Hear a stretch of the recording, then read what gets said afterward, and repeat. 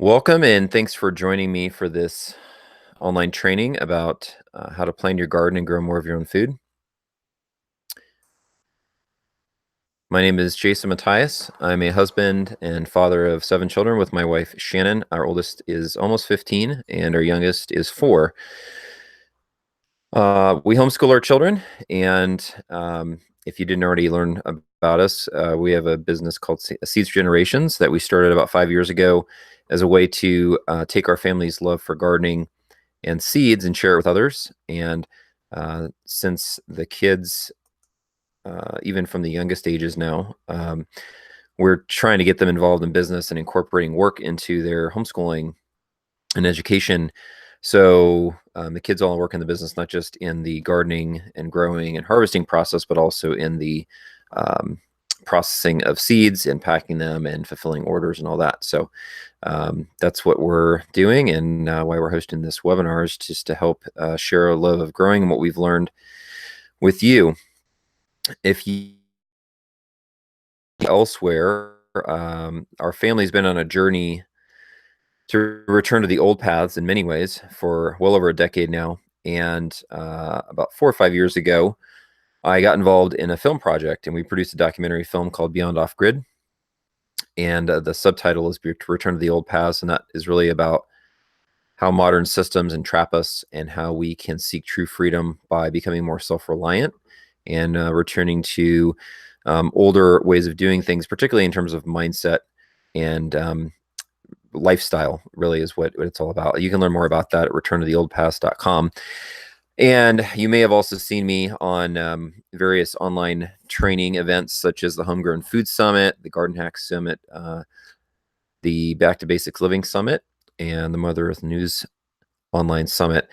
The Homegrown Food Summit is an annual event, and it's actually coming up here very soon. So below the video, there's actually a link to where you can sign up for that event and watch over 35 different training sessions on growing food.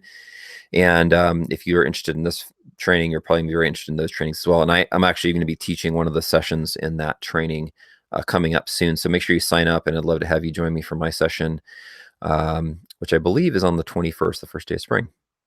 A little bit about me. I grew up in the garden, literally. Grew up in Southern California, where we have a long growing season. Ever since I was a little kid, my parents were growing a big garden in their backyard. And so it was normal for me. I've been growing all my life outside of when I was in college and when I was in pilot training for the Air Force, which I'll get to in a minute.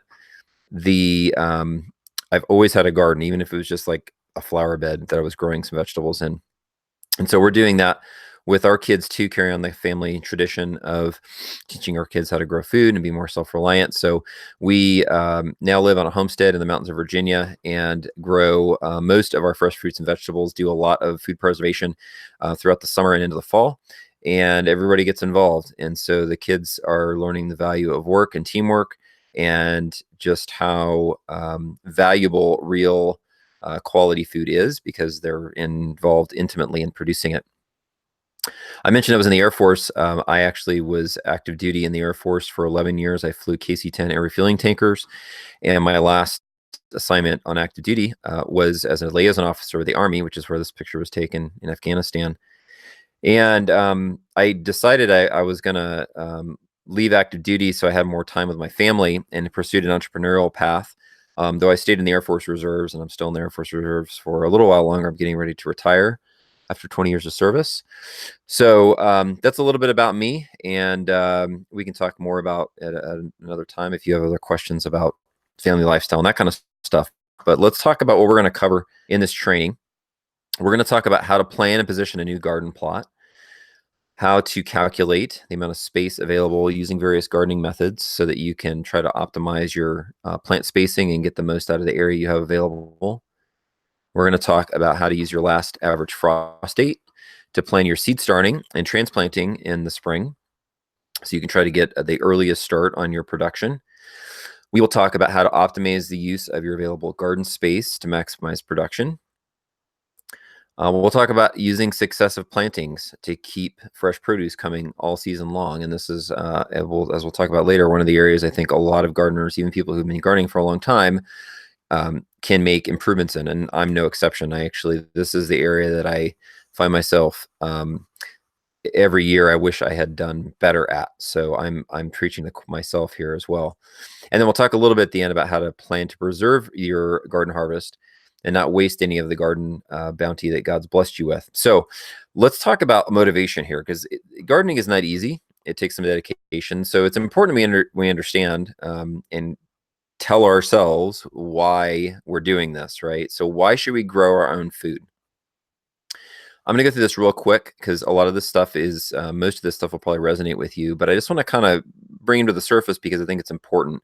So we have the motivation to commit our efforts to see through this effort of trying to do the most of what we have in growing food for our families. Many people who have not been gardening their whole lives, especially, are gardening and growing food because they want to eat healthy and avoid toxins. Now, you can go to the grocery store and see this beautiful display of all these fresh fruits and vegetables, but as you've known, if you've done any research, many fresh fruits and vegetables, especially a lot of fruits that are very popular, have a lot of pesticides, fungicides on them, and other things that are potentially toxic to humans. And there's also herbicides involved with some vegetable crops, especially those which are involved with row crop production. So chemicals really are pervasive in processed foods. And although there's been a trend away from high fructose corn syrup for a good 20 years, that was the main sweetener in most foods. And a lot of people don't even realize that besides it just being bad for you in general, that it actually contains trace amounts of mercury, which is a neurotoxin. And that has to do with the way they extract the sugars from the corn. But one of the biggest ways that we have toxic exposure through fresh fruits and vegetables from the store is pesticide residue in conventionally produced produce. So, if you can buy organic, I highly recommend it. If you can source locally, that's even better. Even if it's not certified organic, if you talk to the farmer about their production methods, often you'll find that you can get pretty close to organic, because a lot of farmers will, if they spray, they only spray during one part of the season, and they basically avoid spraying it as much as possible. So that's going to be much better than stuff grown for market, which is going to have heavy amounts of spray to make sure that they look absolutely perfect, right? Another big thing that a lot of people are trying to avoid is GMOs.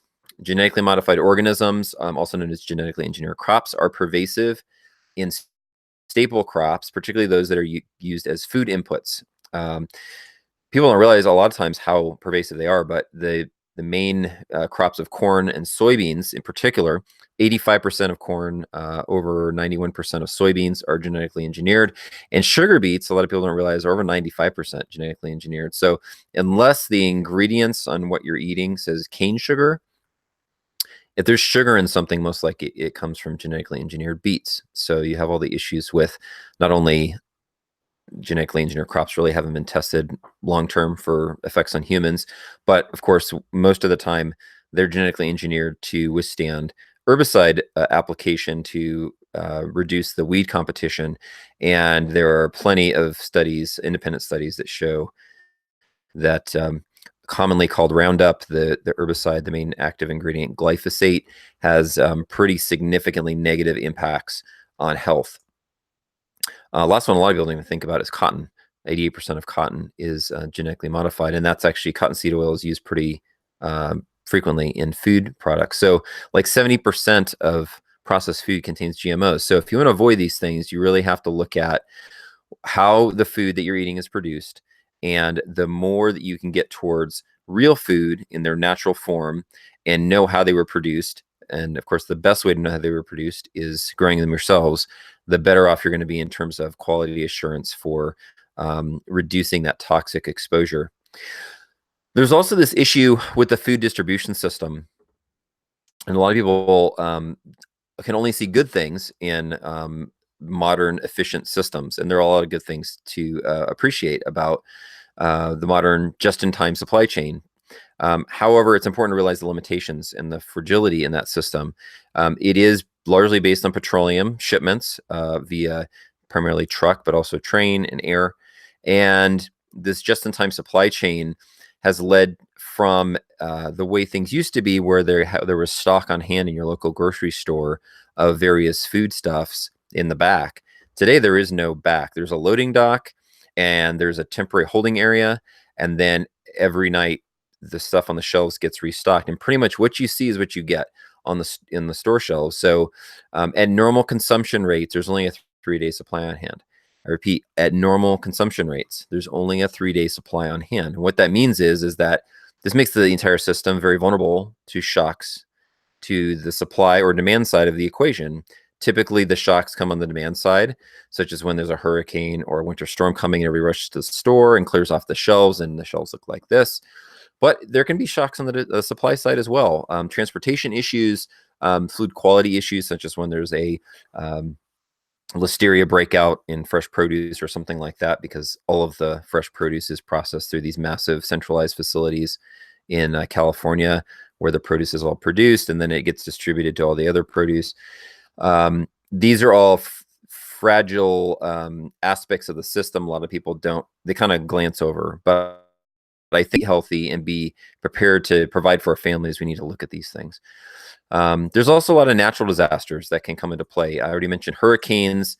Tornadoes tend to be localized, but can still have significant impacts in terms of knocking out power and those kind of things. Winter storms, winter's not over yet. And where we live in the mountains of Virginia, I still anticipate having more snow. And those can impede access to food. And so obviously having some food stored up is good. If you can produce your own food and preserve it and put it in your pantry or your root cellar, if you have one, that can be a buffer against these kind of natural events, natural disasters you can't really necessarily always be prepared for by getting to the store in time before they hit, right? And there's other types of severe weather as well. But there's some other more significant ones, and these go really to lifestyle and quality of life issues. And the one I want to point out that's most important for our family is that gardening really allows you to be productive as a family, okay? And this is really both a benefit, but it's also a motivation. For our family, one of the reasons that we grow a large garden is not just because we want to eat healthy, but it's because we want to actually be involved in the food production process. We want to teach our children through that, and we want to be good stewards of the land that God's given us and the resources He's given us, and also carry on the tradition, like I mentioned, of my family with gardening. So this is one I think is very important not to overlook. And even if you kids are grown and out of the house, no matter what stage of life you're in, I think it's important that we always try to do the most of what we have and be wise stewards of what we're given. And a lot of people, because of upbringing and cultural norms of having perfectly manicured lawns and these kind of things, in living most of our lives inside and not getting outside and getting our hands in the dirt, gardening for many people is not a normal thing. And they don't even, if they think about gardening, a lot of times it's either I want to grow some vegetables, so I have fresh vegetables, or I want to do it as a hobby. But we don't always think about it in this term, which is how can I be productive and be a wise worker with what I've been given. Okay, so this is really important to me, so I like to emphasize it to you as well.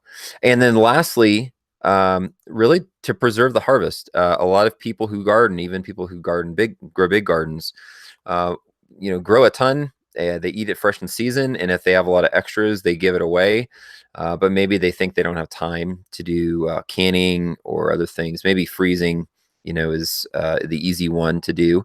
But I would highly encourage you, if you're not already preserving some of your garden harvest, to look at doing that, and to not just increase your production to the point where you only produce enough what you can eat in season. Because the problem is then out of season, you're having to still buy from the store and all the things that go with that. It's particularly because the stuff that you're buying when it's not in season is not local. It's shipped from far away, maybe be from a different continent, right? Such as from South America. So I think this one is particularly important too. And this is like that return to the old paths I talked about. It's something something that was very common in previous generations, maybe 3, 4 generations ago. But it is, I think, one of the strengths of America that we've lost is the lifestyle preparedness that we used to have that largely we don't have anymore. And as you're looking on planning your garden for the year, I would highly encourage you to look at including food preservation as part of that planning process. And so that's why I'm going to touch on it at the very end a little bit, just to give you some ideas and inspiration. The end product of all this, obviously, is very important, right? Um, a basket full of fresh vegetables is awesome, but it kind of goes beyond that, right? We have a high quality food supply that we know where it came from and how it was produced. We can utilize the resources we have, so we can be good stewards of what we've been given. Like I mentioned before, you can save a lot of money if you price organic produce in the store and actually budget it out. It comes out to be, if you're eating a lot of fresh vegetables, could be hundreds of dollars a month depending on the size of your family. So growing your own, especially during when it's coming fresh in season, can be significant savings. Which is, if you have budget constraints, or you're just trying to be frugal, this can be a great way to save money in addition to all the other benefits that it brings. Insulates from disruptions in the food supply chain. We have healthier families, and ultimately we change the world, because the problems that we have in the world today are largely a result of people abdicating personal responsibility. And we're only going to fix those things if we start taking personal responsibility. And there's no place that is more important than we take personal responsibility than in the food that we eat and where it comes from. So if we can grow more of our own food and inspire others to do the same, I think we're going to help people change their mindset and the way they look at the world. And it's not just going to be about gardening. The end result will end up being people looking at solving problems in their community and in their county, their state, their nation, and elsewhere in a different way, because they've had their hands in the dirt and they've been working, doing things, not the easy way, and sometimes not even the culturally acceptable way, but they're doing it in a way that actually makes a difference. All right, let's jump into the training. Your coffee table may look something like this at this time of year, which is great. Seed catalogs will have fun to look at, especially in the cold of winter. So it's time to plan. So let's get an overview of the things we're going to talk about in this training, shall we? These are the main categories I'm breaking up this training into. We're going to talk about constraints. It's important to understand what constraints we have. We'll talk about planning factors. We'll talk about variables. These are things you control that you can have choice with, right? We'll talk about production and output, and then a little bit at the end about preserving the harvest. So constraints, the primary constraints that we have when gardening are soil, sunlight, the space available you have to garden in and plant in, the location of the growing space, the amount of rainfall that you get, and then your season length, which is typically, we'll talk about specifically, but basically, most vegetable plants, annual vegetable crops, are not frost tolerant. So the length of your season between your frosts will determine to some extent what you're able to grow and what you're not able to grow. So when we look at soil, it's really important, especially if you're just starting a garden in a new area, but even if you've been gardening in an area for a while, sometimes it's good to periodically get a soil test, because it can tell you things about potential deficiencies that you have with your soil that you may not be aware of. And so that's always a good thing to do. They're not very expensive. You usually can get them through your local agricultural extension. The state agricultural colleges typically make these relatively inexpensive. The qualities you're looking for in your soil, even aside from the soil test, you're going to need high organic matter and a balanced pH level in the soil to grow most vegetable crops. In terms of the structure of the soil, without getting to a whole lot of detail, the ideal typically is said to be sandy loam. So the three components that make up soil are clay, sand, and loam. So a sandy loam, if you look at it as a triangle, a sandy loam is kind of the area of that triangle in terms of the blend of the different components that is going to be most ideal. If you don't have that, it's okay, but there are certain soil types that are problematic, and you have to take action in order to correct them. The bottom line is if you build the soil, your plants will thrive, and it's more important, especially for a long-term approach, to be building your soil, feeding your soil, and have your soil feed the plants versus um, trying to just fertilize the plants and not really build the soil. Given the two, you're going to want to build the soil over just using external fertilizers to give the plants what they need. If you have very poor soil, such as a lot of clay in particular, it will take a lot of time to build soil. Excuse me. uh, if that is the case with you, then it usually is best to build raised beds and import soil, buy soil either by the bag or in bulk, and build basically, you're putting soil into boxes and then growing the plants in there. The main reason, if you have a lot of clay in your soil or even a lot of sand, if the soil is very sandy, you can add lots of organic matter, but you're going to have drainage that's too quick in sandy soil, and in the clay it won't want to drain, and it really takes a lot of amending with high clay content soil. So typically, if you have that kind of a setup, particularly clay, you're going to want to do raised beds. All right, so that's a basic overview of soil. Sunlight. Soil with more sun warms faster, which means that you can grow earlier in the spring if the soil gets more sun exposure. That means that south to southwest facing slopes are the warmest, or they warm up the quickest in the spring because they get the most direct sun angle.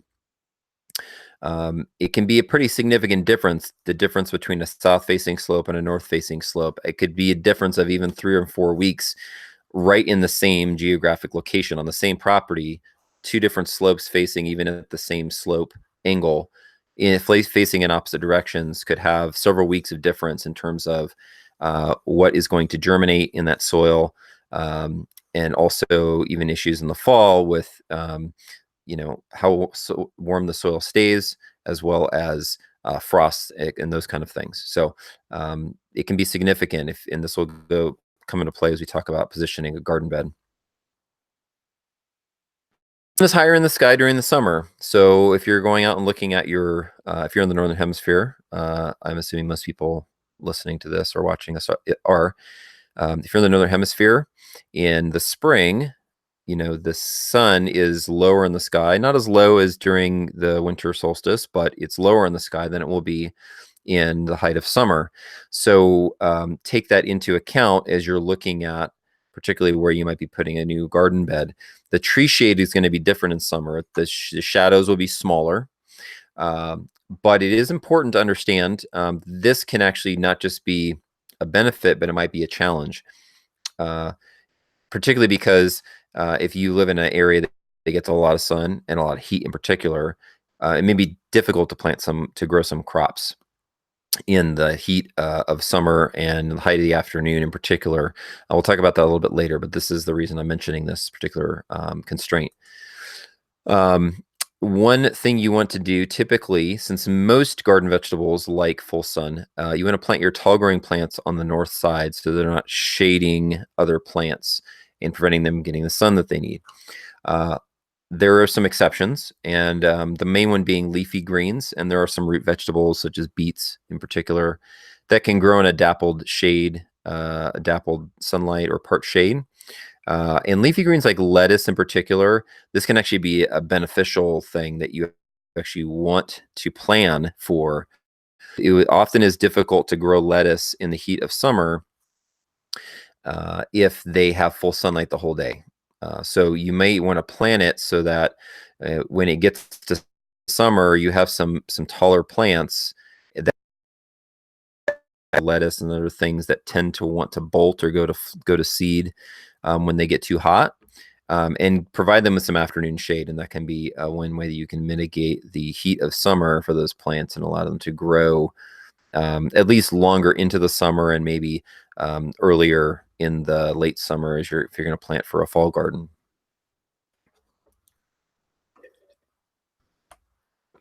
All right, let's talk about location. Sunlight and soil are your primary determinants in terms of where you're going to want to plant your garden.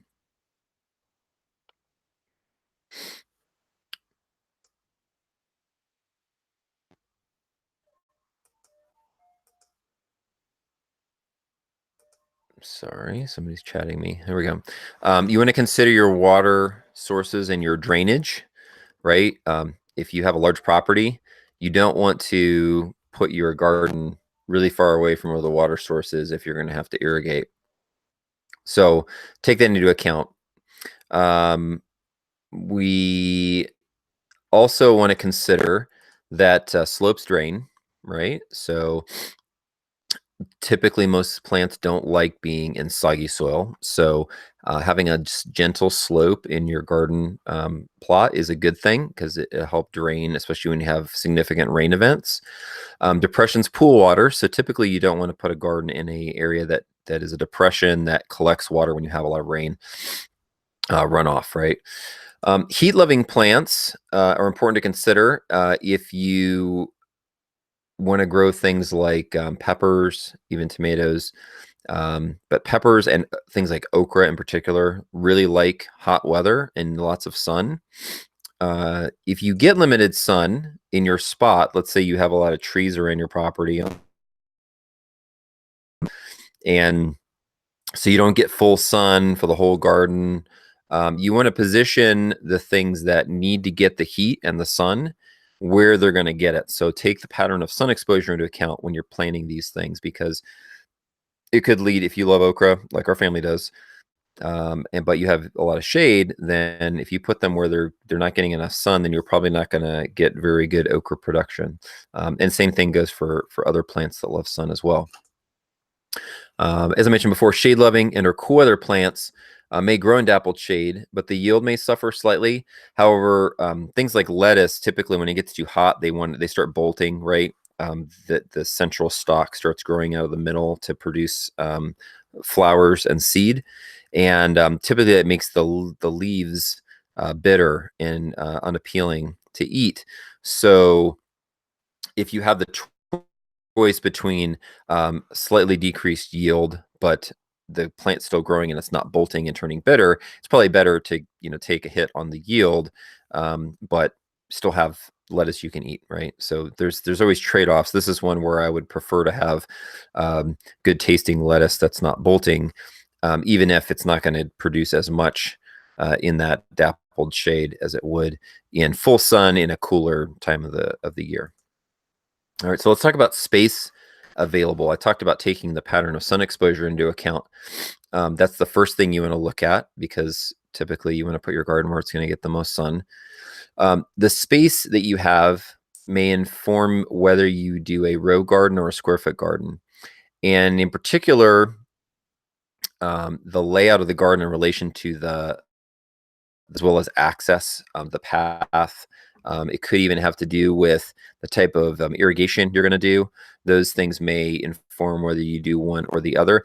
Typically speaking, square foot gardens are used for smaller gardens because they make it real easy to access the garden space and organize it.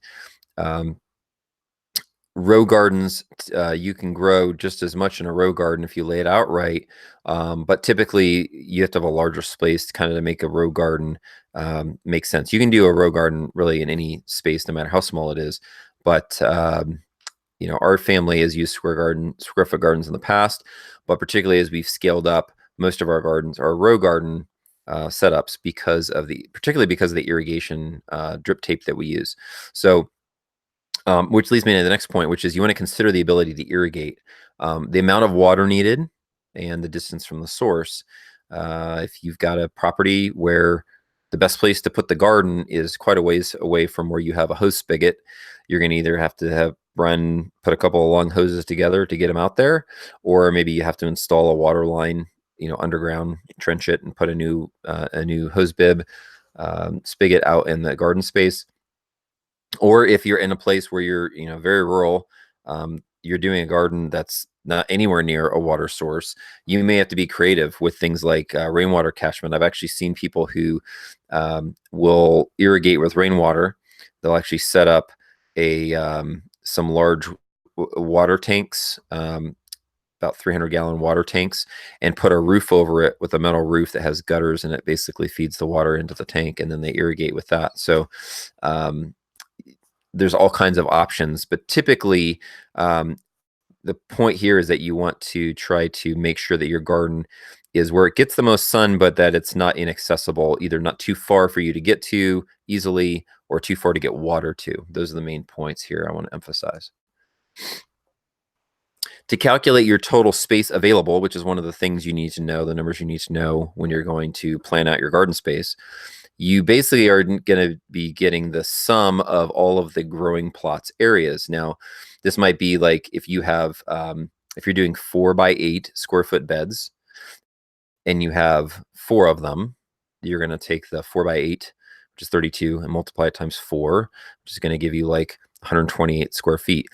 However, even if you're doing row gardening, like our family does, we actually have at least 3 different garden plots around our property. And so the sum of all of our garden plots areas is kind of several layers of summing. We have to sum all of the growing beds that we have, the lengths where we have our irrigation drip tape, and then we have to figure out for one garden, and then we have to figure out for another garden area, and then another garden area, and then we add all those together, and then I can figure out, okay, what's the total space I have to work with. Some basic real quick equations math here. If you're doing basically the equation is the length times the width of the plot minus the total square feet of your internal paths. So if you have a 10 by 10 garden space, that would be the length times the width is 10 times 10, which is 100. And then if you have, let's say 2 paths, you split it into thirds. So you would have, let's say 1 foot paths. 1 foot times 10 is 10 square feet. And then the other path would be another 10 square feet. So you take 100 minus 20, which give you 80 square feet total left. Okay, so that's kind of how you do that math. Important to figure this out actually, because you need to know what your total area to work with is when we'll talk a little bit later about planning out your how many seeds you're going to plant. You have to know what space you have to work with. Okay, rainfall. If you live in a wet region, you're going to require good drainage. Very important that you don't put your garden at the bottom of a hill that tends to flood, right? If you're in a dry region, then you're probably going to require water conservation measures. And the best, simple, straightforward one that even we use, even though we're in a high rainfall area in Western Virginia, is mulching. And mulching helps to reduce the amount of evaporation of the soil off the surface. It helps to control weeds. It has a lot of other benefits. And then also it ends up breaking down and helps put organic matter back into the soil. In addition to water conservation, you may actually have to use water harvesting, like I mentioned before, things like rain barrels, even gray water systems where you're taking, dishwater and non-toilet water and filtering it through a gray water system, and then you can basically use that water for irrigating your garden. So these are things, if you live in a really arid region like the Southwest US, that you're probably already looking at, and if you're not, you should be. All right, let's talk about season length. This is actually important because you can't grow every crop that there is in every location because of season length being one of them. The dates that you need to know when you're trying to calculate your season length are your last average spring frost date, which is your spring date that you're going to be keying in on. And then the other one is your first average fall frost date. The key word here is average. The reason being you can have very large variances due to microclimate. And where we live in the mountains of Virginia, west of Roanoke, is a perfect example, actually, because in the Roanoke Valley, the elevation, they're surrounded by mountains. The elevation is about 1,000 to 1,200 feet, maybe. And their average, last average spring frost is probably around the second week of April. Let's say it's April 15th. However, where we live, we're at about 2,600 feet elevation in a high mountain valley.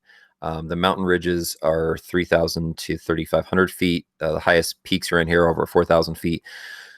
And because of that, not only do we have cooler temperatures in general, because we're not as low elevation, but we also have a lot of wind that comes, prevailing wind comes out of the west from West Virginia, comes up over the Allegheny mountain ridges, and it actually descends down into our valley because our valley is relatively it's not very deep below where the mountain ridges are. So, and we live in the middle of the valley, so our particular property, it gets a lot of wind, and so we kind of always have wind chill, which is actually nice in the summer, right? But that affects our frosts and frost dates, right? So our last average spring frost date, I can't use a number that I would look up for a local location typically, because they're at different elevations, a completely different microclimate. 3 weeks later than Roanoke, so even 4 weeks later. So I typically don't use. I use like May 7th to May 15th as my last average frost date when I'm doing my calculations, and it's hard to find this out if you're new to an area or maybe you haven't gardened before. So while you can look up data that is for your local area or your region, it's really important that you check with people that are local to you to get the very localized information that you need that takes into account the microclimate that you have. So check with neighbors. You can check with your ag extension too, but that might not. I mean, your ag extension may not be close enough to you for them to even have data, or for that particular ag extension agent to have the information. So the best thing is just to network, to find neighbors in your area that are gardeners, and particularly people that have lived there for generations or like all their lives, because actually the rule of thumb in our valley where we live is Mother's Day. Is typically what most people use. Is Mother's Day is like the last average frost date, and since Mother's Day typically is around the second week of May, that's about right for what I was saying. So that's just an example, but you have to. This is actually really important. It doesn't mean that you're gonna it's gonna destroy your garden, but just realize that you have to you can't you can't lean forward too much, especially if you're not prepared to protect the crops if there is a late frost. Okay, so this is the point I'm making here. Lastly, your season length is actually exactly the difference between those two frost dates. In any given year, it's the difference between the actual last spring frost date and the actual first fall frost date. And that varies. So the season length varies over time based upon the actual frost dates. But if you use the last average spring frost, last average fall frost, or first average fall frost, that gives you an average season length time.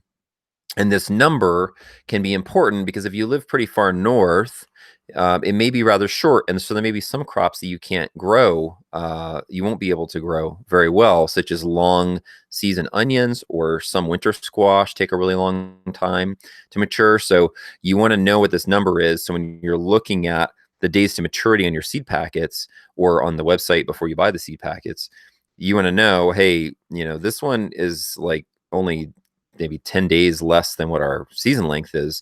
That might be pushing the boundary or pushing the envelope, so to speak, if you understand what I'm saying. So this is the reason I'm talking about this.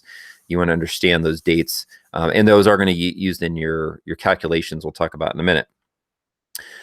Seed starting, if you tend to buy plants from a nursery or something, that can be great, but there is so much more variety you can get from buying from seed, and it's a really neat process actually to start your plants from seed.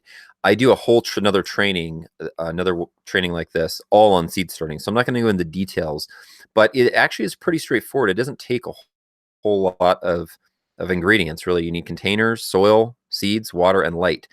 The last one being probably the most challenging one, because in most people's situations, unless you have like a sunroom or something, you're probably going to need to have some artificial light supplementation, something like the little rack that's pictured here, which aren't very difficult to put together, but does take some extra effort and expense. In my mind, it's completely worth it because you end up getting your garden in the ground and growing much quicker in many cases. So that's the reason why you should look at seed starting. I won't go into the details of how to do it here, but if you're interested in the other training, you can search for that on our website and find it, or email me and let me know, and I'll be happy to point that out to you. All right, let's talk about planning factors. Frost dates and lead times. It's the first thing we'll talk about. We'll talk a little bit about season extension, garden size and layout, some plant variety things, and how to look at plant varieties, what things to pick.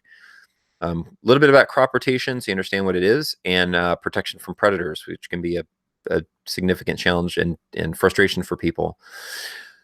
So frost dates. A lot of people are used to seeing this map, and if you see it at the top, it says it's a plant hardiness zone map. I see a lot of gardeners in discussions online talk. They'll ask each, "Hey, what zone are you in?" And people will give a zone number, which is from this chart. The little legend on the right side there goes from 1A down to 12B, and usually it's a 1A, 1B, 2A, 2B, so on and so forth, all the way down to 12. So there'll be 24 zones. While that is kind of good to know, if you are growing garden vegetables, most garden vegetables are annual plants, and this chart is for perennial plants, meaning they come back year after year. So what this chart is typically used for, and the zone that you're in, you're not going to see it on vegetable seed packets. You're going to see it on things like flower bulbs and any kind of trees or berry bushes and stuff like that you might be buying the plants for, or even dry rootstock and planting for.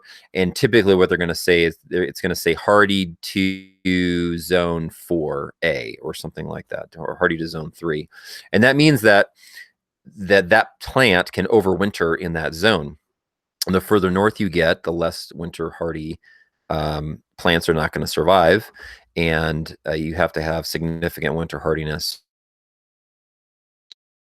And so some people will take flower bulbs, they still grow them in Minnesota, but a lot of times they'll have to dig them up and bring them in the cellar for the winter, and then replant them again in the spring.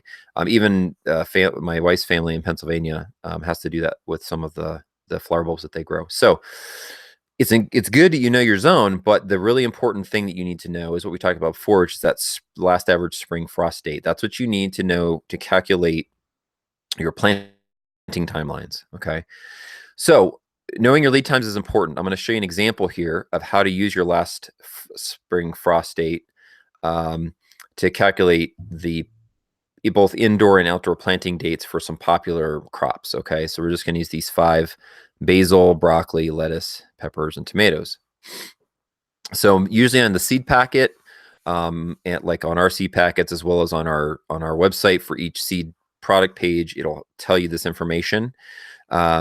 It'll say 6 weeks before your last frost date, plant in trays, right? And then it'll say 2 weeks after the last frost date, plant outside. Okay. So that would be the instructions for basil. So if we use a last frost date in this example of April 15th, 6 weeks before April 15th is March 1st. That'd be your indoor planting date for your basil seeds. So you're going to get your trays or cups, if you're using cups or whatever your growing medium is, and plant the seeds in there. And March 1st, give them light and water and a lot of love. And then when it finally comes around to 2 weeks after the last frost date, which is going to be the end of April, April 28th, that is when you would go and transplant it outside into the garden. Okay. Broccoli, same thing, 6 weeks before last frost date. You're going to plant at the same time, March 1st. However, because broccoli is a brassica and it's got thicker cell walls and it's more tolerant of cold weather, you can actually plant it outside 2 weeks before the last frost date. In this example, which would be the end of March.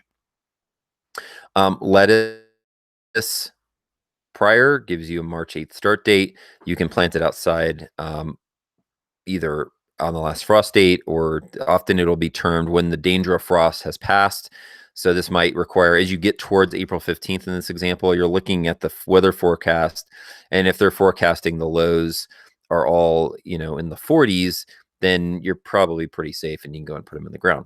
Okay. You'll notice that things like peppers and tomatoes have a lot longer lead time. Peppers 10 to 12 weeks, sometimes 12 is what's recommended to start before the last frost date. And then you're not going to put them out until 2 weeks after. Tomatoes are particularly intolerant of really cold temperatures, not just freezing temperatures, but even they don't like it in the 30s. So that's the reason why it says wait till 4 weeks after the last frost date before you transplant tomatoes into the garden. And this is one reason why planting inside is really important, right? So you want to get them well established so that when you finally put them in the ground, a month after the last frost date in May. In this case, we typically don't plant them till the end of May or beginning of June. That they're already ready, they're well established, or ready to kind of hit the ground running. All right. So there's some examples of how you use those dates and how you calculate those dates. I will mention I built a planning calculator that calculates all these dates for you. All you have to do is put in your last frost date, and it does all the work for you.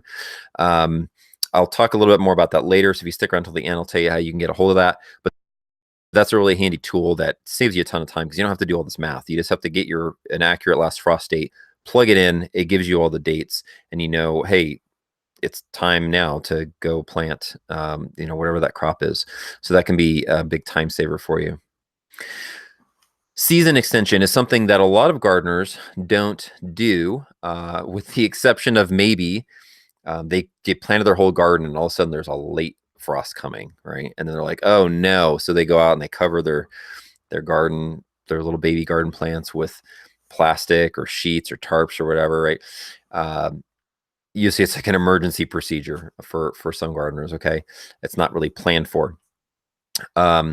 That is season extension, because even though you planned for the frost to be near the average, if it's a lot later, just because you put them in based on the average doesn't mean it doesn't matter, because if the frost is coming, the frost is coming, and you need to keep your plants from being zapped by the frost. So, but there's a lot of different season extension methods, and I want to kind of go over these real quick because some of them are very straightforward and don't take a lot of work or expense. The first one of which is one we've already discussed, which is transplanting. Transplanting is a form of season extension. You're able to start your plants indoors before you plant them outside. So within the case of tomatoes, you're going to plant them like 2 months before the last frost dates so they can start growing inside. There's frosts outside pretty frequently in this time of the year in the spring. And they're not threatened by that, right? So they can get a start. And one thing to keep in mind is that, and particularly with tomatoes and peppers, this is a picture of soil blocks, which is basically usually people will buy the trays and they have the little soil dividers and you put soil in them. Those are the kind of the easy way to do it. But the problem is that those little cell dividers tend to kind of break down. You can reuse them, but only for a year or two, maybe 3 tops. And unless you get a heavy duty commercial type. And you end up having a lot of plastic waste over time that you have to get rid of. So my family some time ago switched over to these soil blocks, which is basically you make a special mix that has a special type of construction or type of mix that kind of holds a form, and then you use a press and you basically press blocks out of the soil and put them right in the tray like this. So if you've never seen those before, that's what those things are. It looks kind of weird, but if you've never seen it before, but that's what those are. So regardless of whether you're using soil blocks like we do, or you're doing little seedling trays, or you're using cups or whatever, the reality is that for some things that are growing inside for a long time, like tomatoes or peppers, typically they're going to outgrow their growing space, right? They're going to outgrow that 2-inch cell or 1.5-inch cell, or even if you have them in a Dixie cup, usually they're going to need a bigger growing space before they finally get put into the garden. And that means you're going to have to transplant them, not just into the garden, but you're going to have to transplant them into a larger container before they go into the garden. And this leads to a really important thing that if you haven't done this a lot, you haven't experienced in terms of trial and error. So if you've created enough space inside for you to grow your trays of some little seedlings, you have to think ahead and think about, okay, once I take these little seedlings and I put them into larger pots. In the case of our tomatoes, we go from 2-inch soil blocks and we put them into 3-inch or 4-inch pots. And so I typically we do 50 soil blocks per tray. And we grow a lot of tomatoes. So we did even more last year, but let's say I do 4 trays of tomatoes, which is 200 soil blocks. When I transplant those, I'm going from 50 in a tray to 10 in a tray. So I suddenly quadrupled or quintupled my number of trays that I have. Okay. So this is a picture of all the trays that came from what started as, I think, 4 trays of tomatoes. they can be problematic on where to put them and keep them growing, because you have to keep light on them and you got to keep watering them and all that other stuff, right? So you won't necessarily do it to this scale, but the problem still happens. Even if you're only growing 2 trays of seedlings, if one of those trays of seedlings is going to get transplanted into 4-inch pots, you're going to multiply it by several times. And so you want to think about how you're going to manage that. Okay. So transplanting is a form of season extension. It allows us to keep growing plants even when the conditions outdoors would otherwise kill the plants. That's one form of season extension. The next form is generally frost protection is the main type of season extension that's done. And there's a lot of different ways that you can do frost protection. Obviously, you can do a greenhouse, but a lot of people aren't going to go through the expense of building a fixed greenhouse. Some people do an attached greenhouse on their house, but you can actually relatively inexpensively build a greenhouse or a hoop house out of PVC pipe and plastic, which is a picture here. One I built several years ago. Relatively inexpensive, probably 150, less than $200. I mean, the most expensive part is the plastic. This was not even greenhouse plastic. It's just 6 mil plastic. You get a 100-foot roll, 20 feet by 100 feet, I think. And that's like $100. And then the PVC pipe is not too much more.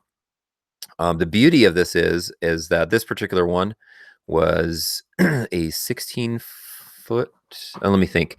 No, it was a 20-foot long and 12-foot wide, and we ended up growing 4 rows of tomatoes in here, and we had tomatoes growing into November. So we had fresh tomatoes almost to Christmas, really. It was like after Thanksgiving.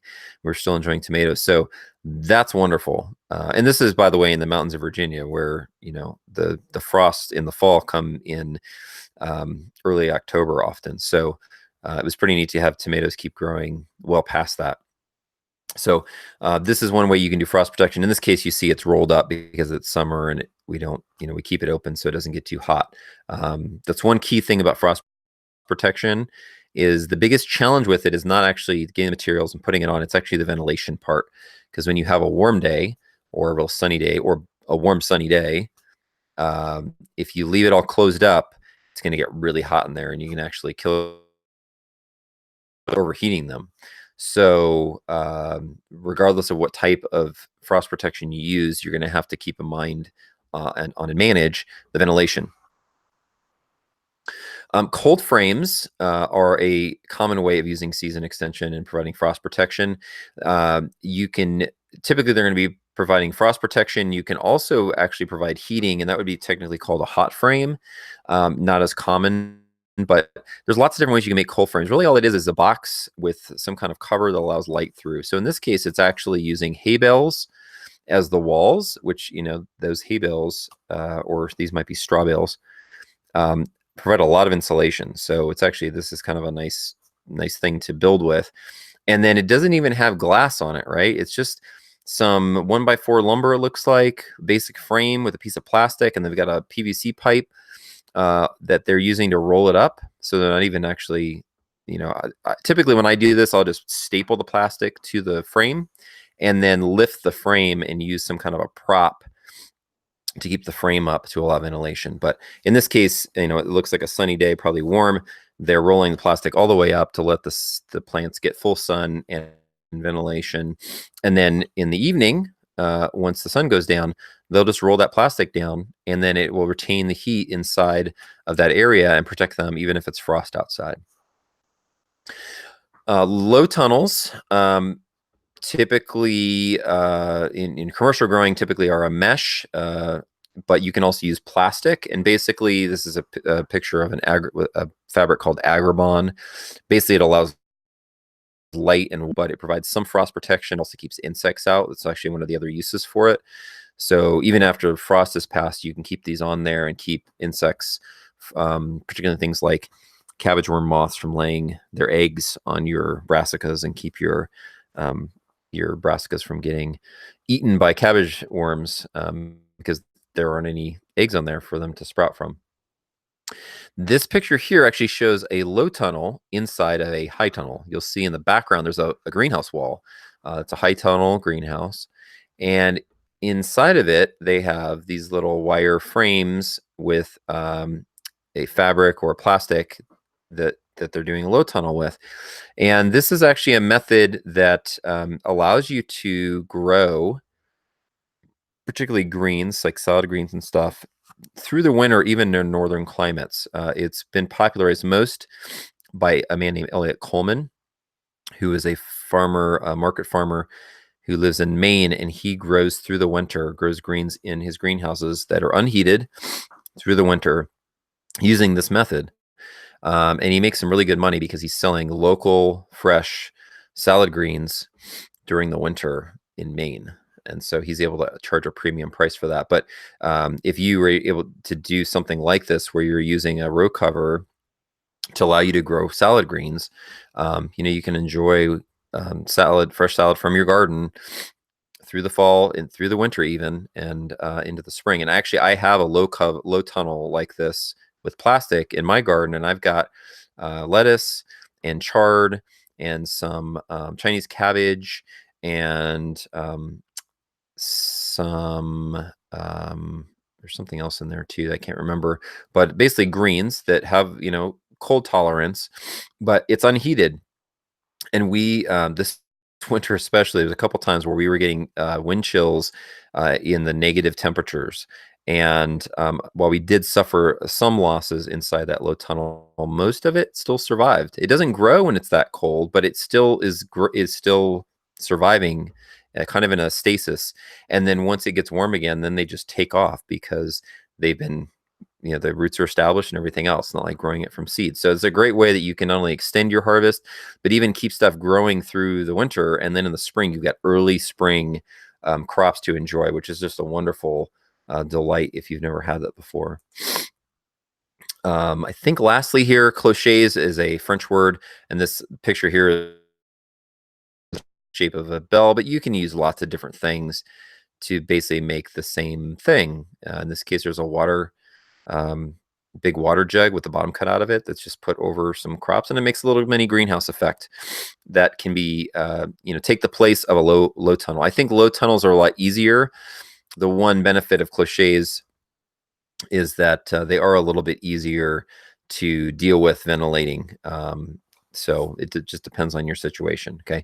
The last one I'll mention here is you can actually use the position of your growing area next to a structure, particularly a heat mass, like a brick building, to provide frost protection. And what this does is, during this picture, I'm assuming that the wall is facing south.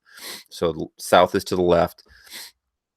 The sun during the day hits the brick and warms it up, hits the plants too. This is basically a flower bed. Looks like it's growing tomatoes and peppers and maybe some other stuff. And then what happens is at night it cools down, right? But those bricks absorbed a bunch of heat during the day, and at night, because the temperature goes towards equilibrium, they basically release the heat into the air next to the wall, right there where those plants are. And so it creates like a microclimate in that flower bed. So if you've got this kind of a situation where you've got some kind of a heat mass, maybe against your house or another structure, and you've got a flower bed there, you can actually grow there, and you don't even need to have it covered necessarily, but the heat mass effect itself can provide some additional microclimate temperature boost for you in those transition seasons, particularly in the fall. All right, let's talk about garden size, some basic methods. The two basic methods of gardening in terms of layout are going to be rows and square foot gardening. Square foot gardening, of course, it's been around for almost 40 years now. This is what I grew up with my parents using. Mel Bartholomew wrote the book called Square Foot Gardening.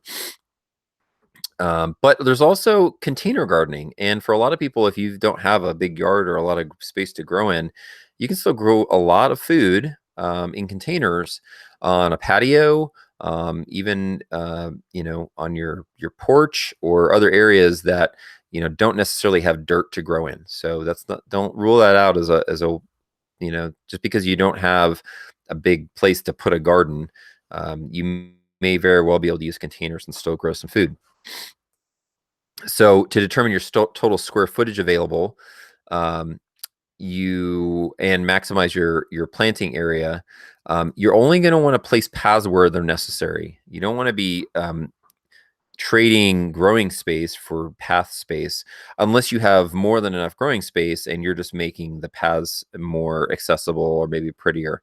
But if you're limited on space, you really only want to place the paths where they're necessary and only make them as big as necessary, which typically you can get away with the paths being only 12 to maybe 16 inches wide, just enough to step in. And then you want your beds to be wide enough, or no wider than you can reach into the middle of the bed. So assuming you can reach from each path on each side of that bed, typically that distance is about 4 feet. If you've got, if you're older maybe and you don't want to be bending over as much, maybe you make them more narrow, like 3 feet. If you've got if you're bigger and younger and you can reach further, you might make them as much as 5 feet. But typically, I don't recommend doing them more than 4 because it gets hard to reach into the middle of the bed. But you don't want to step in your gardening bed growing area because that compacts the soil and it can damage the soil structure and negatively impact the growth of the plants. All right, so let's talk about layout. Sunlight, as I mentioned before, is a big factor. So you want to orient the layout of your garden towards the south to get maximum sun exposure. You can utilize areas with shade to protect from afternoon sun and heat for those plants that cannot take it or they will bolt, things like lettuce, spinach, those kind of things. Positioning your plants, you want to put the tallest in the back or the north side, assuming you're in the northern hemisphere, unless the shade is needed. Okay. And then consider companion planting to create synergy between the plants. If you're new to gardening, you may not know this, but some plants have synergistic beneficial effects to each other when they're grown together. And some combinations of plants are antagonistic and they don't do as well as if they were alone or as if they were with companions. So there's books on this topic. We're actually working on very soon, actually, we're going to be releasing a companion planting matrix that has all the major common garden crops on one chart that allows you to see which ones are companions, which ones are antagonists, so you can be able to implement companion planting. So be on the lookout for that. I'll be announcing that pretty soon. You also want to ensure adequate access for harvesting, okay? And this does not mean just you being able to walk in the paths to get to the garden plants to harvest stuff. If you're going to need something like a cart to take stuff out with, consider that as well. So we typically size our paths to be wide enough so that we have a small garden cart that is small enough for the kids to pull. And we typically will make the paths wide enough for that to get down the path so that we can, because our rows are so long, our garden is so big, often we're harvesting lots and lots of produce, we'll use that cart to help us harvest things.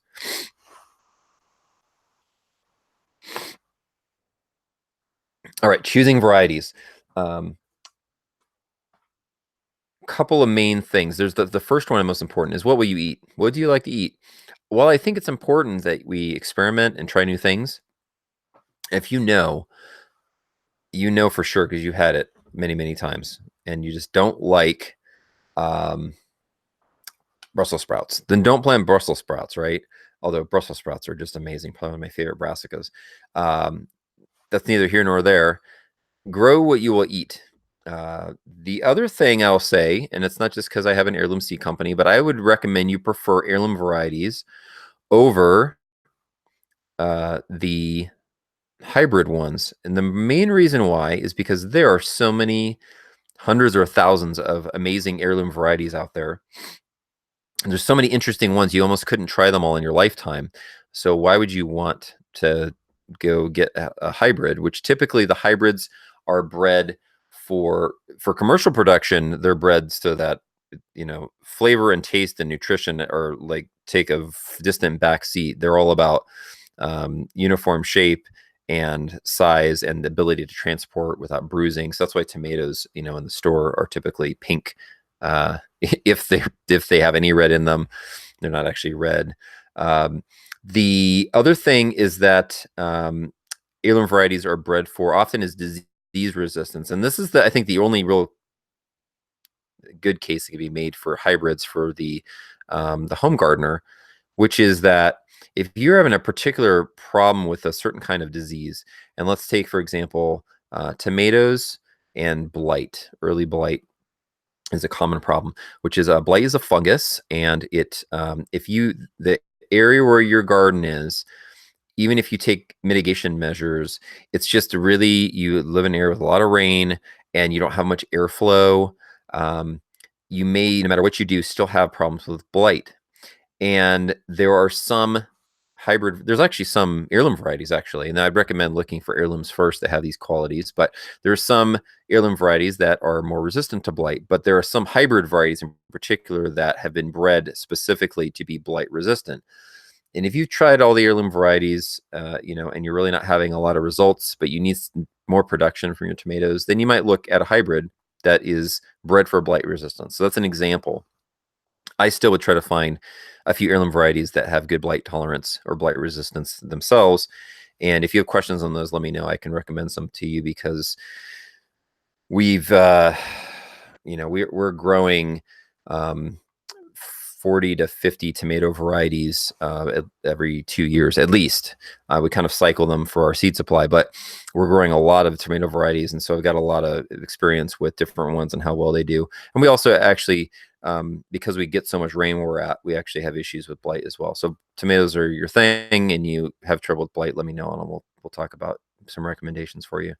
Optimizing production for your space would be one reason to choose certain types of plants or not choose certain types of plants. And the best example I have is eggplant. While we're going to be growing eggplant this year, because we've got a larger garden space now, when we moved about a year ago to a new homestead, and we have a lot more. We basically tripled our garden space last year, and which was a pretty amazing feat that in and of itself. Learned a lot through it. In fact, my presentation at the upcoming Homegrown Food Summit is about some of the lessons we learned doing that, going through that massive expansion of our garden growing production.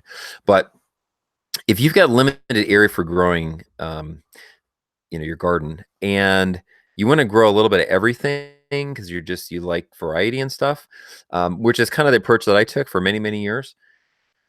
I always grew some eggplant because I just think they're interesting, and I like eggplant parmesan and some other things. But the reality is that eggplants are pretty bushy, and for whatever reason, in the gardens that I had, I wasn't getting a lot of production out of them. So they kind of were like wasted space. The other good example that really, it's not a matter of experience, but it's just a fact, that corn takes a lot of space. You can only get about one corn plant per square foot, maybe two, but each corn plant is going to have, one, maybe two, in rare cases, 3 heads of corn per stalk, per plant. That means that corn has a lot of foliage, a lot of plant, and not much actual vegetable, especially when you consider that the cob is probably the majority of the corn, the fruit, right? And the kernels themselves, you're not actually resulting with a whole lot of edible product out of corn, versus something like tomatoes or even some greens or other things where you get a lot more production out of that space. If you're really limited on space, I'd recommend that even if you love corn, consider only growing a very little bit of it, or finding somebody else to grow it for you, or just buying it from a local farmer in bulk, which is what we did for many years, and actually still do, because we're in particular, we only, because we're saving seed, we're only growing one type of corn in an area because it's wind pollinated and it can cross pollinate and stuff. So we actually have to get different kinds of corn from different places because of the issue we have with seed saving. But if you're limited on space and you love corn, I'd recommend that you look at purchasing your corn from a local farmer and then using your space to grow other things. You're going to get a lot more calorie and nutrient production out of than you would with corn. Another way you can really produce more with the space you have is by growing vegetables that have multiple edible parts. Although it's kind of a strange example, sweet potatoes actually is one of these. You can cook the leaves like spinach, and actually sweet potato greens are my absolute favorite green ever of any kind. with the possible exception of some Asian greens when stir-fried. But if you're just basically doing like a saute, uh, you can't beat sweet potato greens. They are absolutely phenomenal. A lot of people don't grow sweet potatoes though, so it's not necessarily the best example. But here's another one: sweet turnips and turnip greens, especially in the South. That's a very cultural standard food. And you know, if you have limited space, look at growing things where you can harvest the greens from the plant as well as a root crop like turnips or even beets. Eat the beet greens in your salad. Don't just grow them all for beets. Plant extra and thin the beets out, and you use the beet greens for salad and even cook greens. Right? You can cook beet greens kind of like you do collard greens or something, or like chard. So think in terms of how do I get more out of what I'm doing by planting the right types of plants, and then also planting them in a way that I'm maximizing that production. Finally, I mentioned this a little bit earlier. Consider how many days to maturity a crop is versus your season length, because you don't want to plant onions that take 120 days when your growing season is 110 days or something like that, right? All right, so how do we figure out how many seedlings to plant? If we're planting seeds in trays, the first thing you're going to need to do is determine how much space is going to be used in your garden by each variety, right? If you're using row garden spacing, you're going to take your plant spacing times the number of plants times the spacing between the rows, and that's going to tell you how much space a certain number of plants is going to take. A little chart here for you with some examples. If I want to plant 10 basil plants and the plant spacing is 12 inches between each plant in a row, and the row spacing is 1 feet between rows, that means that 10 plants will take 10 square feet. 10 times 1 times 1 is 10. Broccoli, I got 6 plants. I have to have them 2 feet apart though, 24 inches, 1 feet between the rows. That means that because of the 2-foot spacing, it's going to take twice as much, 12 square feet for 6 plants. You get the idea here. You have to actually run the numbers on your plant spacing to figure out how many plants you're going to get in your area. Make sure that your total area is going to fit within your available space. Any yet, but I'm working on a calculator that'll help calculate this stuff for you, so you can put in some data and it'll tell you, which how much space you have, and then if you want to plant different crops, you put in how many you want, and then it'll tell you, and you can basically work. And I've done a form of this in the past, and it kind of makes it helpful to figure out, because you're going to have to adjust. Typically, you're going to want to grow more than you have space for. So when you have to make those trade-offs, it's a little easier to,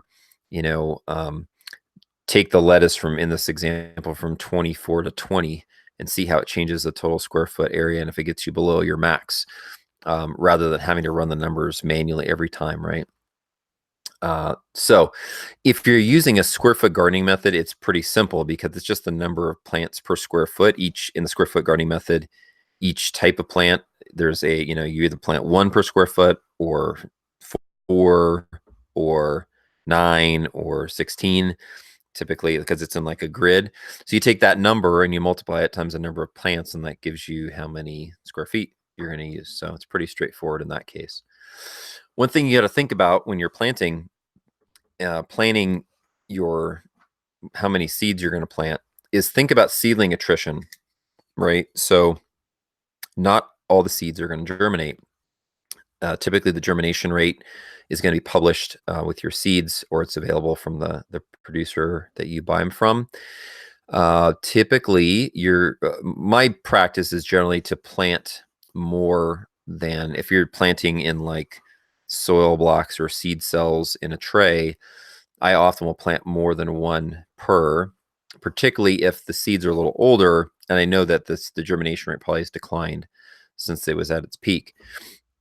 So if the seeds had a 90% germination rate when I got them, and they're 3 years old, they may only have like an 80% germination rate, or 70, or something like that, depending on the plant. They decline at different rates. But I'm typically going to plant 2 seeds per one block or 1 cell.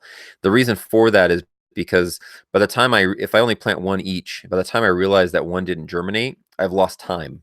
And I can replant it, but that plant is going to be, a week, 2 weeks behind, however long it was until I realized that, oh, I need to replant there. So I typically am going to do two. That gives me the best chance of having at least one plant germinate in each cell. So I plant extra, and then I prune the weakest once they get established, and I have an idea of which one's growing faster. You don't necessarily want to have them competing with each other, right? Another thing to think about with seedling attrition is transplant shock. So even if let's say you plan on planting 10 basil plants, it's probably good that you actually, like in your garden, you have space for 10 basil plants. It's probably good that you plant, like, let's say a dozen or even more, because what sometimes will happen is that when you transplant them in the garden, some won't survive the transplant. For whatever reason, they just weren't strong enough and they struggle and they die. So if you have another one, let's say you planted 10, but you had a couple extra, you just keep them in the soil, in the tray, or in the pot that you have them in, the little pot, keep them growing. And then if one of them dies, then you can take it out and transplant the other one in there, so that you're not wasting that space. And if all of them survive and you have extra, then, give them to friends or plant them in a pot and do a container garden or whatever, right? There's always ways you can make use of those extra plants. So have more than you need. Plant the strongest ones in the garden, and then pot the other ones and grow them away if you don't need them anymore. All right, I'm going to talk real quickly about crop rotation, just so that you understand what it is if you haven't been exposed to it before.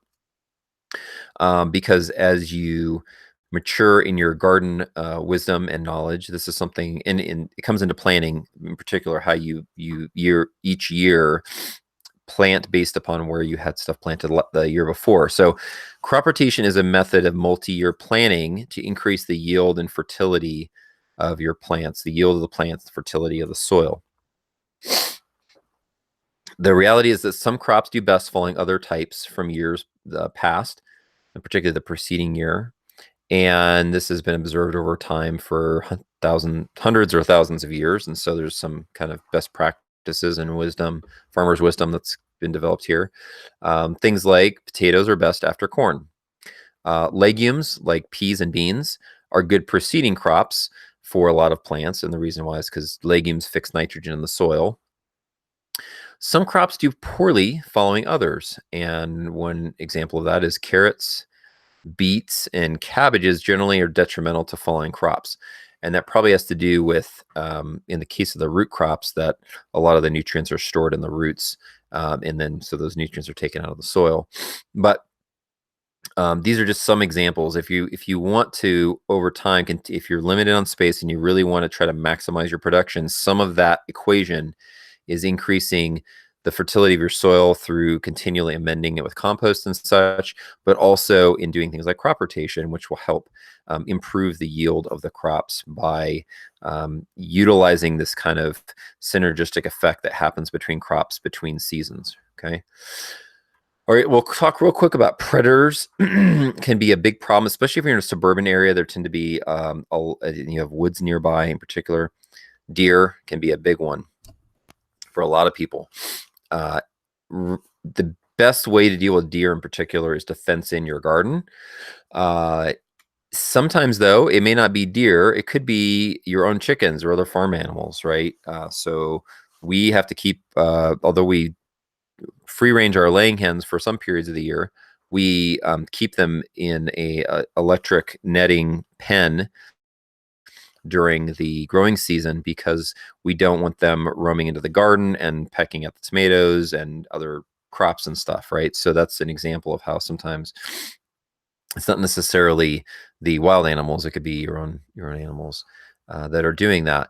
A fence is the best way to do that. Sometimes they can be cost prohibitive, so there are other options. If you have underground predators like gophers and moles and like to eat things from underneath, there are some solutions to those. There are traps. There are like hypersonic, or basically these little sound devices that put off a sound that's inaudible to humans, but it drives the underground critters crazy and keeps them away. That's actually the one that I found is the best.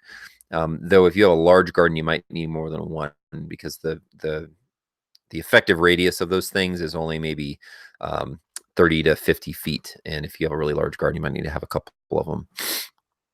Some other predators that you might have to deal with, things like children, because if the kids aren't trained when something is ripe, and or to not pick it without permission, they can go out there and go pick an armful of cucumbers that aren't ripe. Well, the cucumber's probably a bad one, but like, unripe tomatoes or whatever, and you're like, you just anyways, and they had good intentions, but that can be an issue as well. So that one's a little bit easier to address typically, right? But fencing a garden nonetheless can still be an effective way to keep young children out of a garden. The other thing I would say for deer, it can be because deer typically tend to be the most destructive because they can eat a lot in a short period of time. If you can't put a fence around the garden, another thing you can do is they have these motion sensing sprinklers that you can put near the corners of the garden. Maybe if your garden is near the woods, put them on the corners of the garden that face the woods. And when the deer come out of the woods, it senses their motion, it turns on the sprinkler, and it scares them away.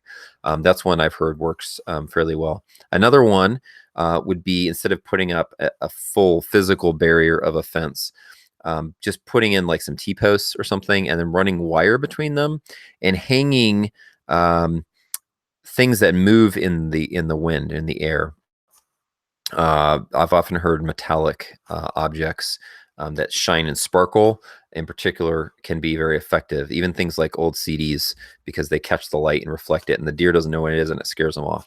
So there's a lot of different ways you can do it, but you don't necessarily have to have a physical barrier. It may just be a deterrent to scare off the pests. If you have problems like rabbits or groundhogs, those ones are probably going to be best dealt with either with a fence or a dog or a marksman. Okay, so, but you can't always do in all situations, right? If you're in a suburban area. So predators can be difficult, but it's situation dependent as to the best way to deal with any given predator. All right, I want to address another issue too, real quick, before we wrap up here. Some people don't have a place that gets enough sun in their backyard, or maybe they don't have a backyard that has growing space, and all they have is their front yard. Well, if your front yard is the south of your house and your backyard is shaded, then consider growing in your front yard. The problem we have today is that it's not socially acceptable as much, and there might be things like HOA covenants and things that prevent you from doing this. But if you can get away with it, something like this, a little raised bed in the front of the house can be actually attractive and work very well. So look at doing this if this is your situation. If you are restricted, though, in terms of growing a garden, you can't grow a garden in your front yard or whatever, or even if you can't, if the rules of your HOA or something are you can't grow a garden at all, which would be horrible, but sometimes it happens. Consider an edible landscaping approach. I have a good friend named Angela, who wrote a book called Gardening Like a Ninja. And the idea is, it's basically an edible landscaping book. And the idea is that you're basically hiding edible plants in your landscaping. And, most people don't know one plant from another, and they have no clue that you're growing food there.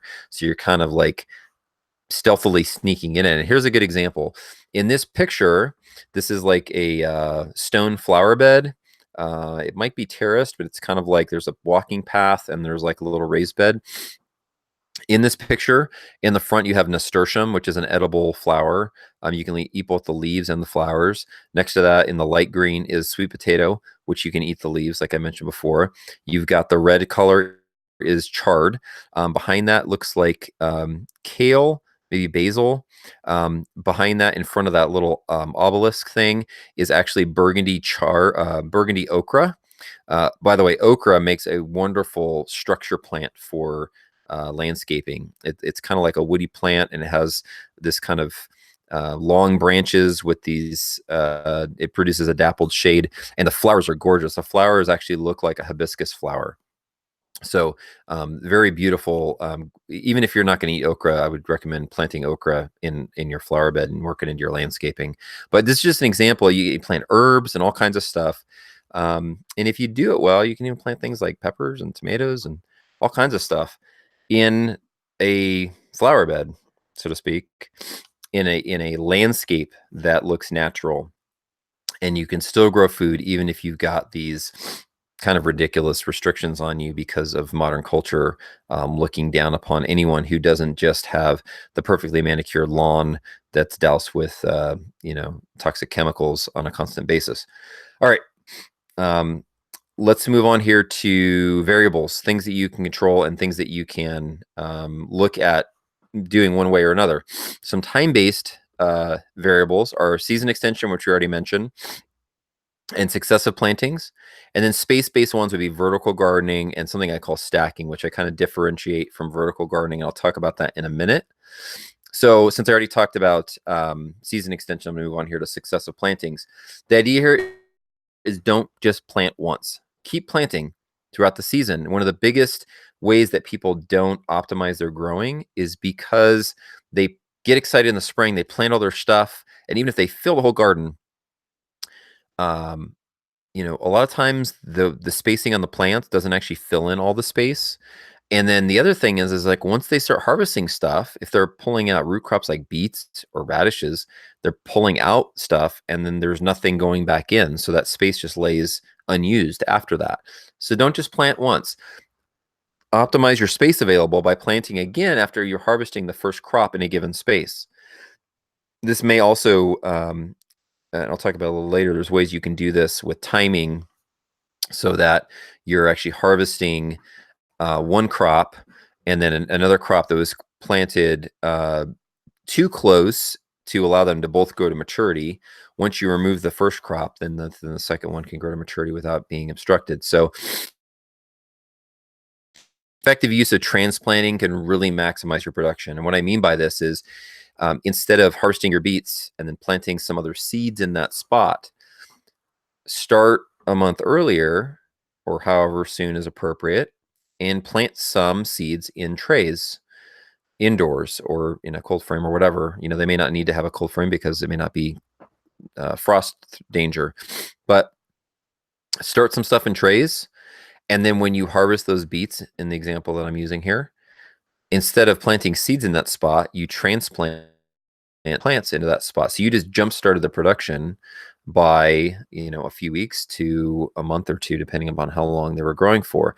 And this is really a way you can get a lot more out of a smaller space is by successive planting with transplants versus just successive planting with seeds. So it's something that everybody I think should be doing, especially if you're really limited on space. Very good for salad greens since we tend to eat salad greens quite a bit. If you plant all your lettuce at once, you're gonna have this tidal wave of lettuce and you can't eat it all. But then, as it gets warmer in the summer, the lettuce will start bolting and then it gets bitter and then you have too much lettuce and then you then go to too much bitter lettuce, right? So by doing successive plantings of salad greens spaced out every 2 to 3 weeks, you have salad greens coming into maturity and you can harvest them. You eat them for 2-3 weeks. And by the time you're done with those, the next ones start coming due. And then so you have this continual supply of fresh, young lettuce, which is typically what people like because it's tender. And so it works really well with salad greens in particular if you're planting every few weeks. Radishes planted with a slow growing crop. This is one thing I kind of alluded to earlier. Radishes grow really quick. They typically get to maturity in about 3 weeks, about 21 days. So you can plant radishes almost next to almost anything unless it's an antagonist and it doesn't grow well next to it. And by the time that they are ready to harvest, whatever else you planted next to it, is pretty small. And so you just pull them and get them out of the way. And now you just harvested radish from the same space that you're growing lettuce or something else in. And so you did two things in one space instead of, limiting yourself. So you're basically taking advantage of the time differential, the growth rate differential here to grow more in the same space. All right, so let's talk about some space productivity, vertical growing methods. This is one of the biggest ways that you can increase the amount of production you get out of a small garden space. And also, even if you get a large garden space like I do, the top picture there is from our garden last year where a lot of our tomatoes were, and we trellis all of our tomatoes. So just because it makes it easier to harvest, and it helps mitigate blight if they're not on the ground where it's wet. So vertical gardening, trellising, there's a lot of different methods of trellising. I'm just going to kind of go over the highlights here, some of the different types.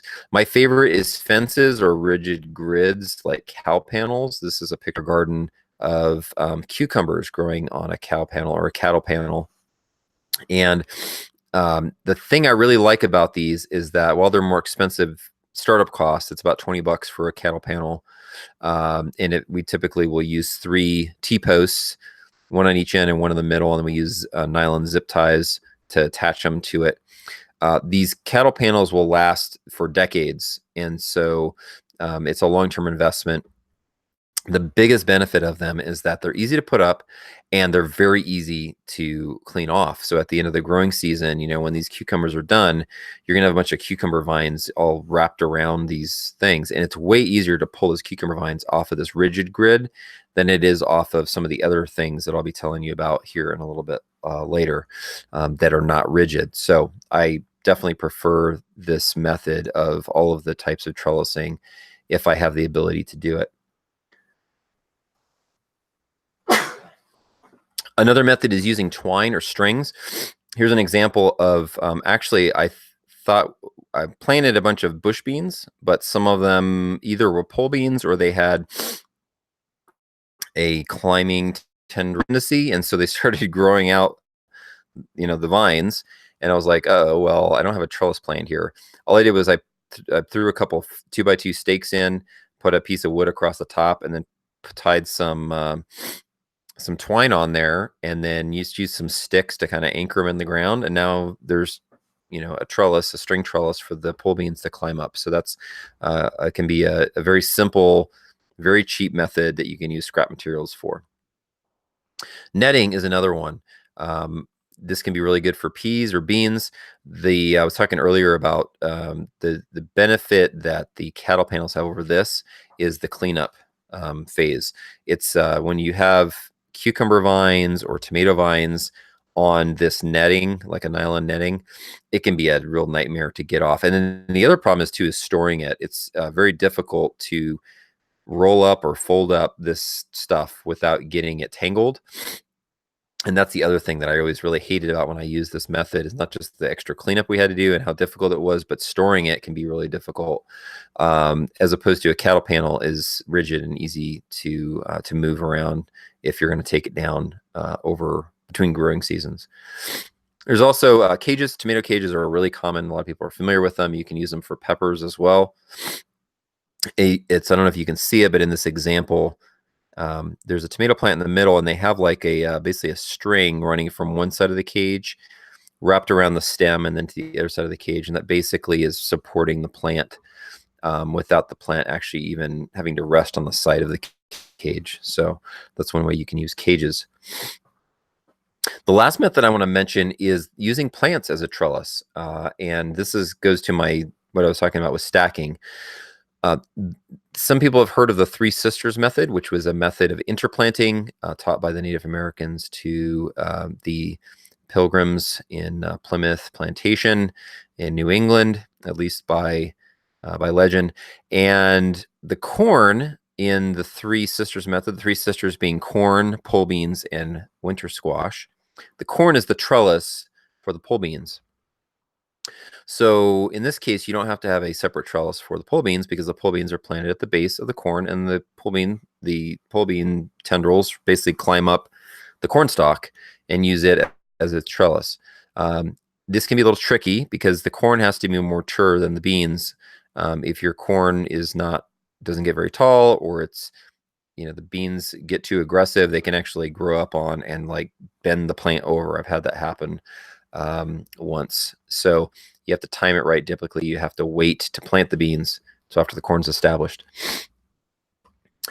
The other method, a lot of people don't think about this as a vertical gardening method, but I see it as a vertical gardening method. Container gardening, right? You're basically growing in a space that is not constrained by the ground below it.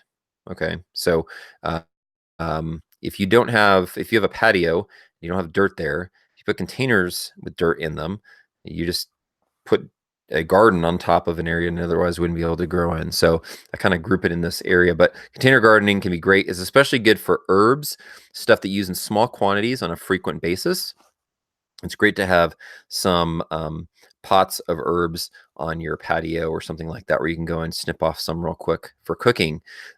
Also, traditionally, on a lot of homesteads like ours, and we actually have one as well, that they would have a kitchen garden, which was the garden plot that was closest to the dwelling and usually near the kitchen, because they would be able to go out and harvest things like herbs and salad greens and other things they use on a frequent basis. So the garden that is closest to our house, we refer to as the kitchen garden.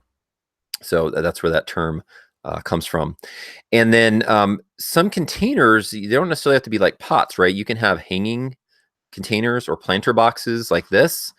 So you don't even have to have a horizontal surface to put them on. You can actually hang them from a railing or something else.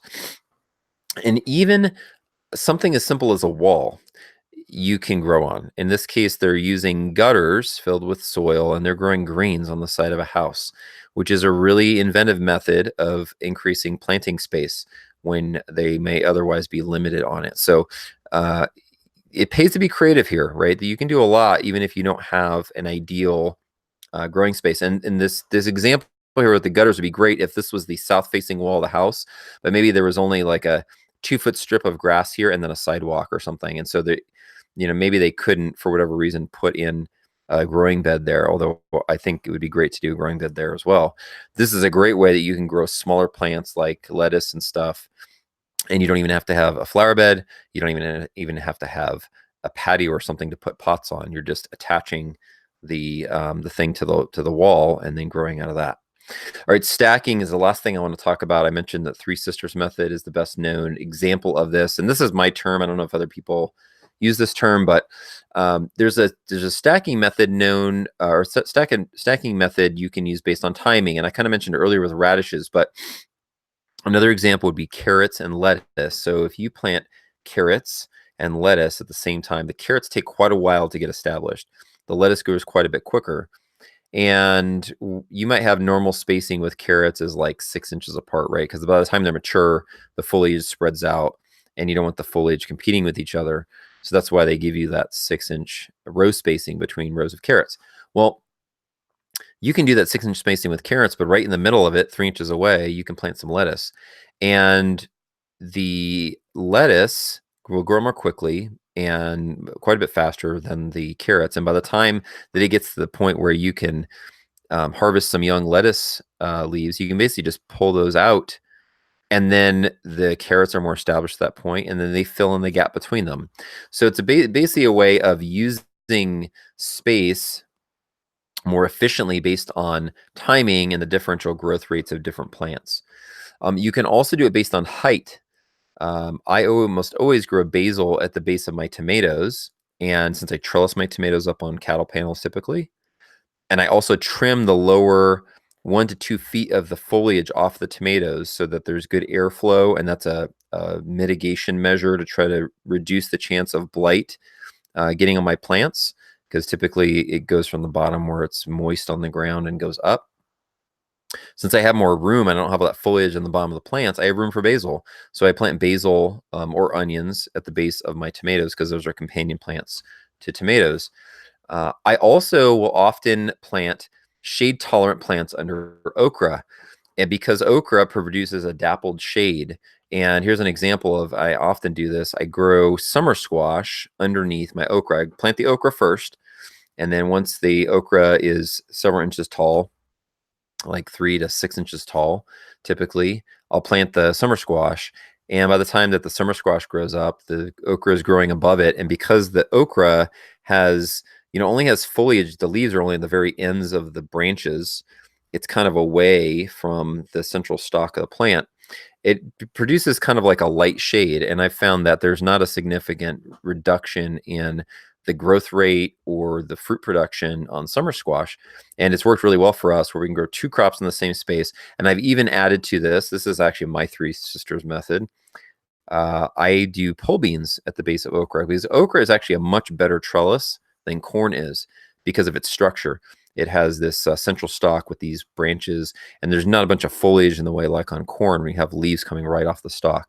So I find this to be a fantastic combination. And if you like okra, you grow summer squash, I recommend you give it a try. Just make sure that you give the okra a head start, typically of probably 2 to 4 weeks. If you want to play it safe, go on the 3 to 4 week side before you get your summer squash. Because summer squash, once it starts going, it goes pretty quick.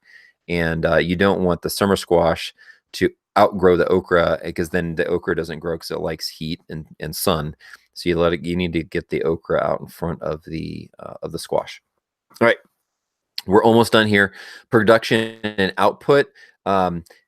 It's important that you kind of calculate the yield for your vegetables if particularly you want to do food processing or food preservation at the end. And it depends on to what degree you want to plan this out, but it really helps if you kind of know ahead of time, I'm going to be producing about, this much tomatoes and I want to can a bunch of them. So how much canning supplies do I need, right? So anything that needs processing, whether it's freezing, you might need freezer bags. You might need to clear out some freezer space ahead of time. If it's canning, you're going to need canning jars, lids, rings. And if it's drying, you're going to need to have the stuff for that too, whether you put them in bags, you put them in jars or whatever the thing is. So make sure you have your supplies. Knowing how much you need is going to be based upon calculating the yield ahead of time. So if you want to be prepared and not be rushing last minute to get more, which we've done more than once and is not super pleasant, then it helps to plan ahead. Also for cold storage, if you're going to be doing root crops or winter squash, which you can store in cool conditions through the winter, it really helps to know how much space you need to allocate for that, right? You might need to buy some for root crops, like carrots. Typically, they're stored in like sand or something like that. Sometimes root crops are stored in like sawdust, damp sawdust, or something like that. So you're going to have some containers. You might need to have some other materials to store them to make them last the longest. Winter squash don't need, because they have a hard shell, they don't necessarily need special storage medium, but they still need to have airflow. So you may need to get some crates that have lots of ventilation in them. Just stick them in a solid plastic bin or a cardboard box or something is going to make them rot pretty quick because there's no airflow. So these are things you want to take into account. Make sure you have all the supplies ahead of time. You don't necessarily need to plan them right now, but I see garden planning as kind of an ongoing thing you do throughout the growing season, not just this time of year in the earliest part of the year. Another thing you can do to really help yourself out is to plan your life and your work schedule, if you can, around harvest times. The reality is that if you are planting in the as early as you can, you're probably going to get a garden harvest, and the peak of the garden harvest is going to be like late July, early August into September. If you want to preserve, even if you're not going to preserve the harvest, if you have somebody's going to need to harvest this stuff right when you're gone. If you go on vacation in the summer, take that into account when you're planning your vacation, when you're planning trips away. You don't want to plan those things right at the peak of harvest times when you need to be there to either harvest and enjoy the vegetables, or particularly if you're doing food preservation, canning and that kind of stuff, you need to be there. Also, it helps to plan to ask for help for people to come, whether it's harvesting or particularly food processing. It always goes better if you have extra hands, right? So plan your work and life schedule around the harvest times. Ask for friends to come help you, plan to help you at certain times or be available and those kind of things. And then it also helps, not to, if you can think about this, you can calculate a harvest time based upon your planting date and the days to maturity, right? And those are pretty much typically listed on the seed packet. You might want to think about where that date's going to fall and then, like I said, not schedule a vacation during that time, or if there's some other thing that's going to happen that is going to prevent you from being available to take advantage of the harvest that is going to come out of that. So you add your days to maturity to the planting date to get the harvest date. You can also, another thing is you can stagger planting dates with the end in mind to smooth out your workload over time, or get help, like I mentioned. So you don't necessarily have to plant everything at the same time. You can actually wait on a lot of things that are shorter season crops, things like, summer squash in particular, they take less than like 50 days, something like that, typically from start to finish when they're ready to harvest. In addition to successive planting summer squash, don't plant like a dozen summer squash plants. Like, you may only plant a few right in the beginning of the season, and then a month later plant a few more, because they typically will kind of peak production and they'll drop off. If you want to keep having summer squash coming through the summer, then you should be doing successive planting. So that's one.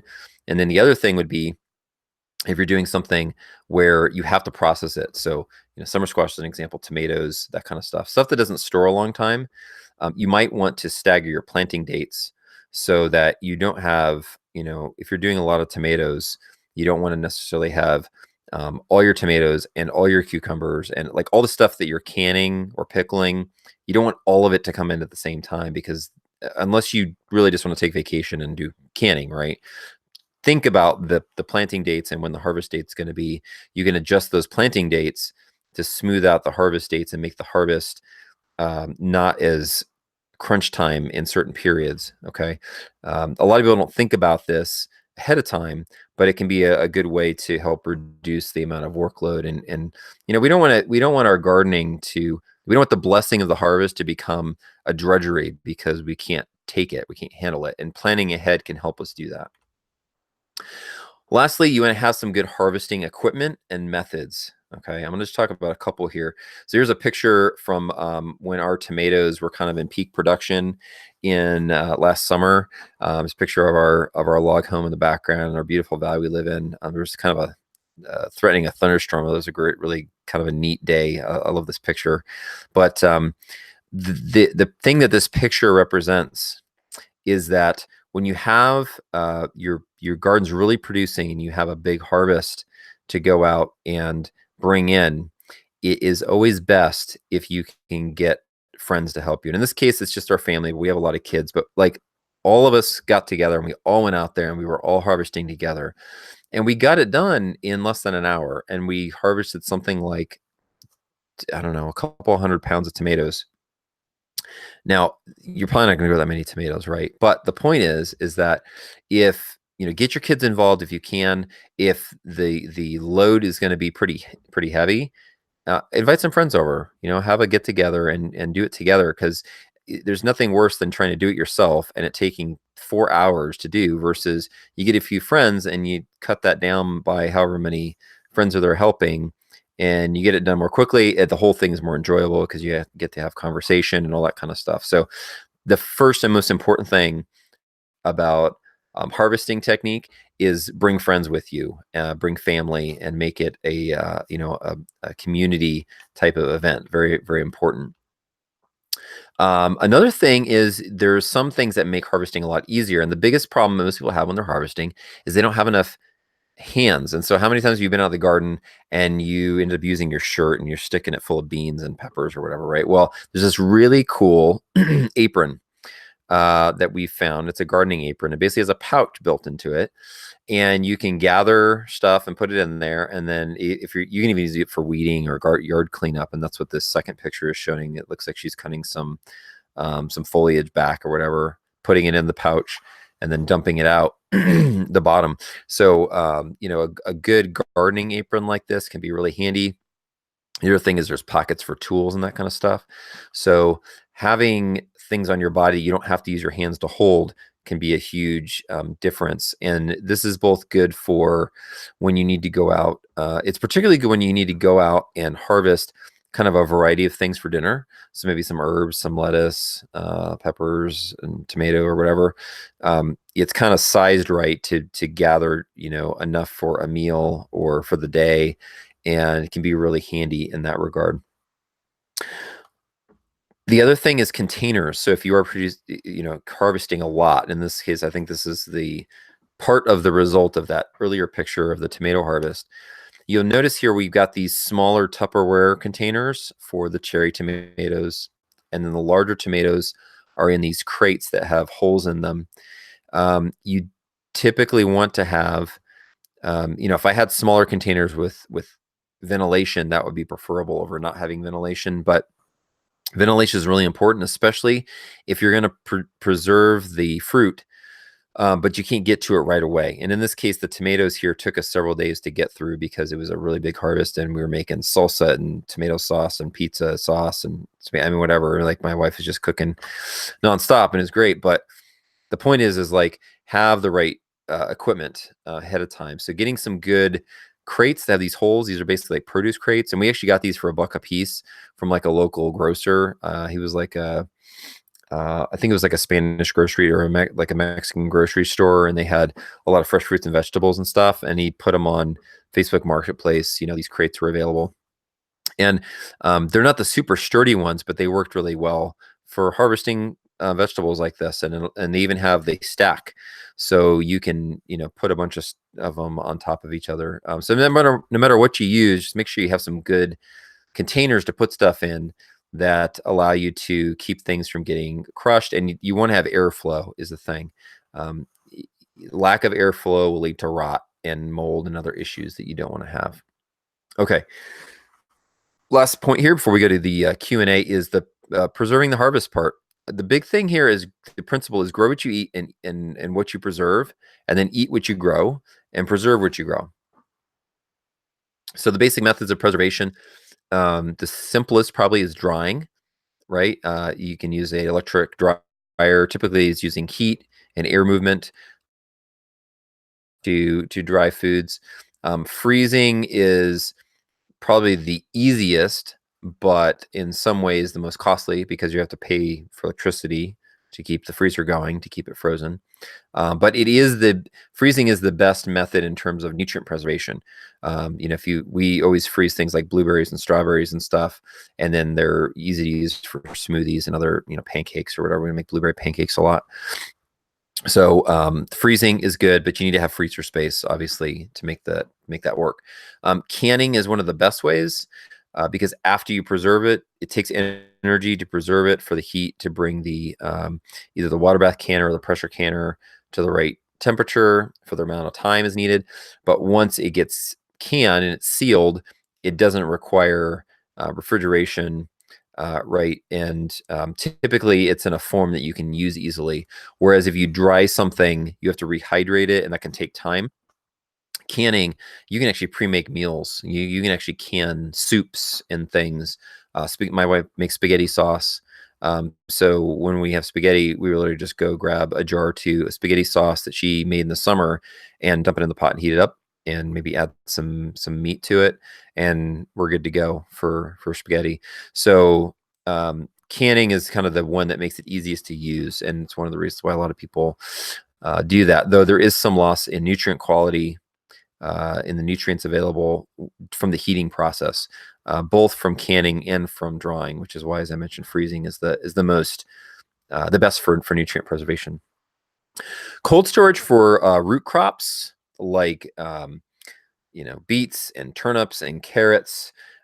Potatoes is a big one, obviously, but along with that, they're not root crops technically, but that can be stored in similar conditions are things like winter squash, pumpkins, butternut squash, spaghetti squash, though it doesn't last quite as long as some of the others, has a hard shell. The winter squashes have hard shells on them, and they just need to be kept in cooler conditions with the appropriate amount of airflow.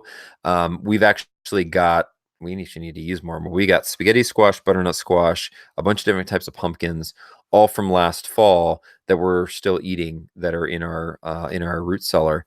So the nice thing about it is it doesn't take any real processing. I mean, you have to, there's a curing, there's a way that you cure them. You basically put them out in the sun for a certain amount of time in a certain temperature. But after that, you just have to put them in the right area of your house, preferably like a root cellar or a basement where it's cooler, and they'll last for months. And that's a great way to easily preserve the harvest from the previous year. Another one that's coming back in terms of popularity is fermentation. Um, Probably the most commonly known form of fermentation, food that's fermented, that's not like a new fangled thing, is sauerkraut, right? Sauerkraut, real sauerkraut is basically, and our family makes sauerkraut, fermented sauerkraut. You basically shred up the cabbage, you put it in a ceramic crock, or you can even do it in small quantities in like glass jars. And then you basically put some shredded cabbage in, you put some salt on it, and the salt basically helps the juices release, the water release from the cabbage. And then the bacteria, the natural bacteria that's in there, basically it ferments. And what the fermentation process does is it kind of pre-digests the food. It increases the nutrients available for us to digest. And so the healthiest foods that you can eat are naturally fermented foods, things like sauerkraut. Kimchi is a spicy Korean cabbage and other vegetables fermented. There's lots. Kombucha is a popular drink these days, health drink. That is a fermented tea. So there are ways that you can do fermentation on things like you can make fermented pickles, which are actually the best pickles by far. But you can also do carrot pickles fermented, and they taste kind of like a cucumber pickle, but they're one of my favorites because it softens a little bit, but since their carrots are still pretty crunchy, and so it's like a really crunchy pickle, but it's a carrot. It's a phenomenal thing. So if you haven't tried that yet, I highly recommend you try it out. You basically just put it in a salt brine. Other than sauerkraut I mentioned before, if you're making pickles or carrots, you can pickle peppers this way. You put them in a salt brine in a jar at room temperature, usually for a few days, and then after a few days, once it starts bubbling, you put it in the refrigerator, and the temperature drop slows the fermentation process, and they'll last in the fridge for a number of months. But it's super, super healthy for you and really, really tasty. So that's a great way that you can do kind of short-term preservation of some of these crops and actually increase the available nutrients for digestion. And it's really good for your gut health as well. So I highly recommend that you try fermentation if you're not already. All right, so here's an example of when we were our porch, and we had harvested, tomatoes, and you can see there's pumpkins in the back there, and butternut squash and spaghetti squash, and we've got daikon radishes, and there's tomatillos, and there's even some apples in the corner, and beets. You got all this stuff. So I'm trying to communicate in this picture. This is it's important that you kind of plan ahead for this, because the tidal wave of produce, even if you don't have a garden as large as ours, you can still kind of get overwhelmed by it. So it's important to think ahead, be ready to make use of it, both fresh as well as preserving it, so that we're not, wasting what we've grown, and we're really making best use of just this amazing food that God gives us the ability to grow. This is a picture of some mixed vegetables that we pickled. We didn't do fermented pickles here. We did like a vinegar brine, but still very good.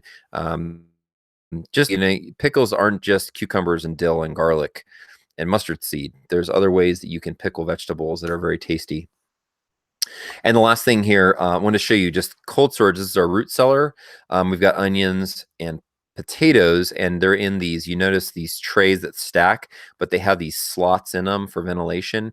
Ventilation is really, really important for root cellar crops. They need to be kept dry. If they have too much moisture develop, they'll start rotting. And then once they start rotting, it can be a big mess. It kind of spreads to the other plants around them. So and that's about it. So I hope that as the sun sets on this presentation, so to speak, which this is a picture from last summer, looking down the valley from our back porch, that the beauty of that I get to see on a regular basis, that hopefully this has been helpful for you, and it can help you create your own beauty in your garden in the coming year. So before we get to the Q&A, I just wanted to ask, if this presentation has been helpful to you, hopefully you can give us a thumbs up. This is actually a pepper we harvested from our garden this year.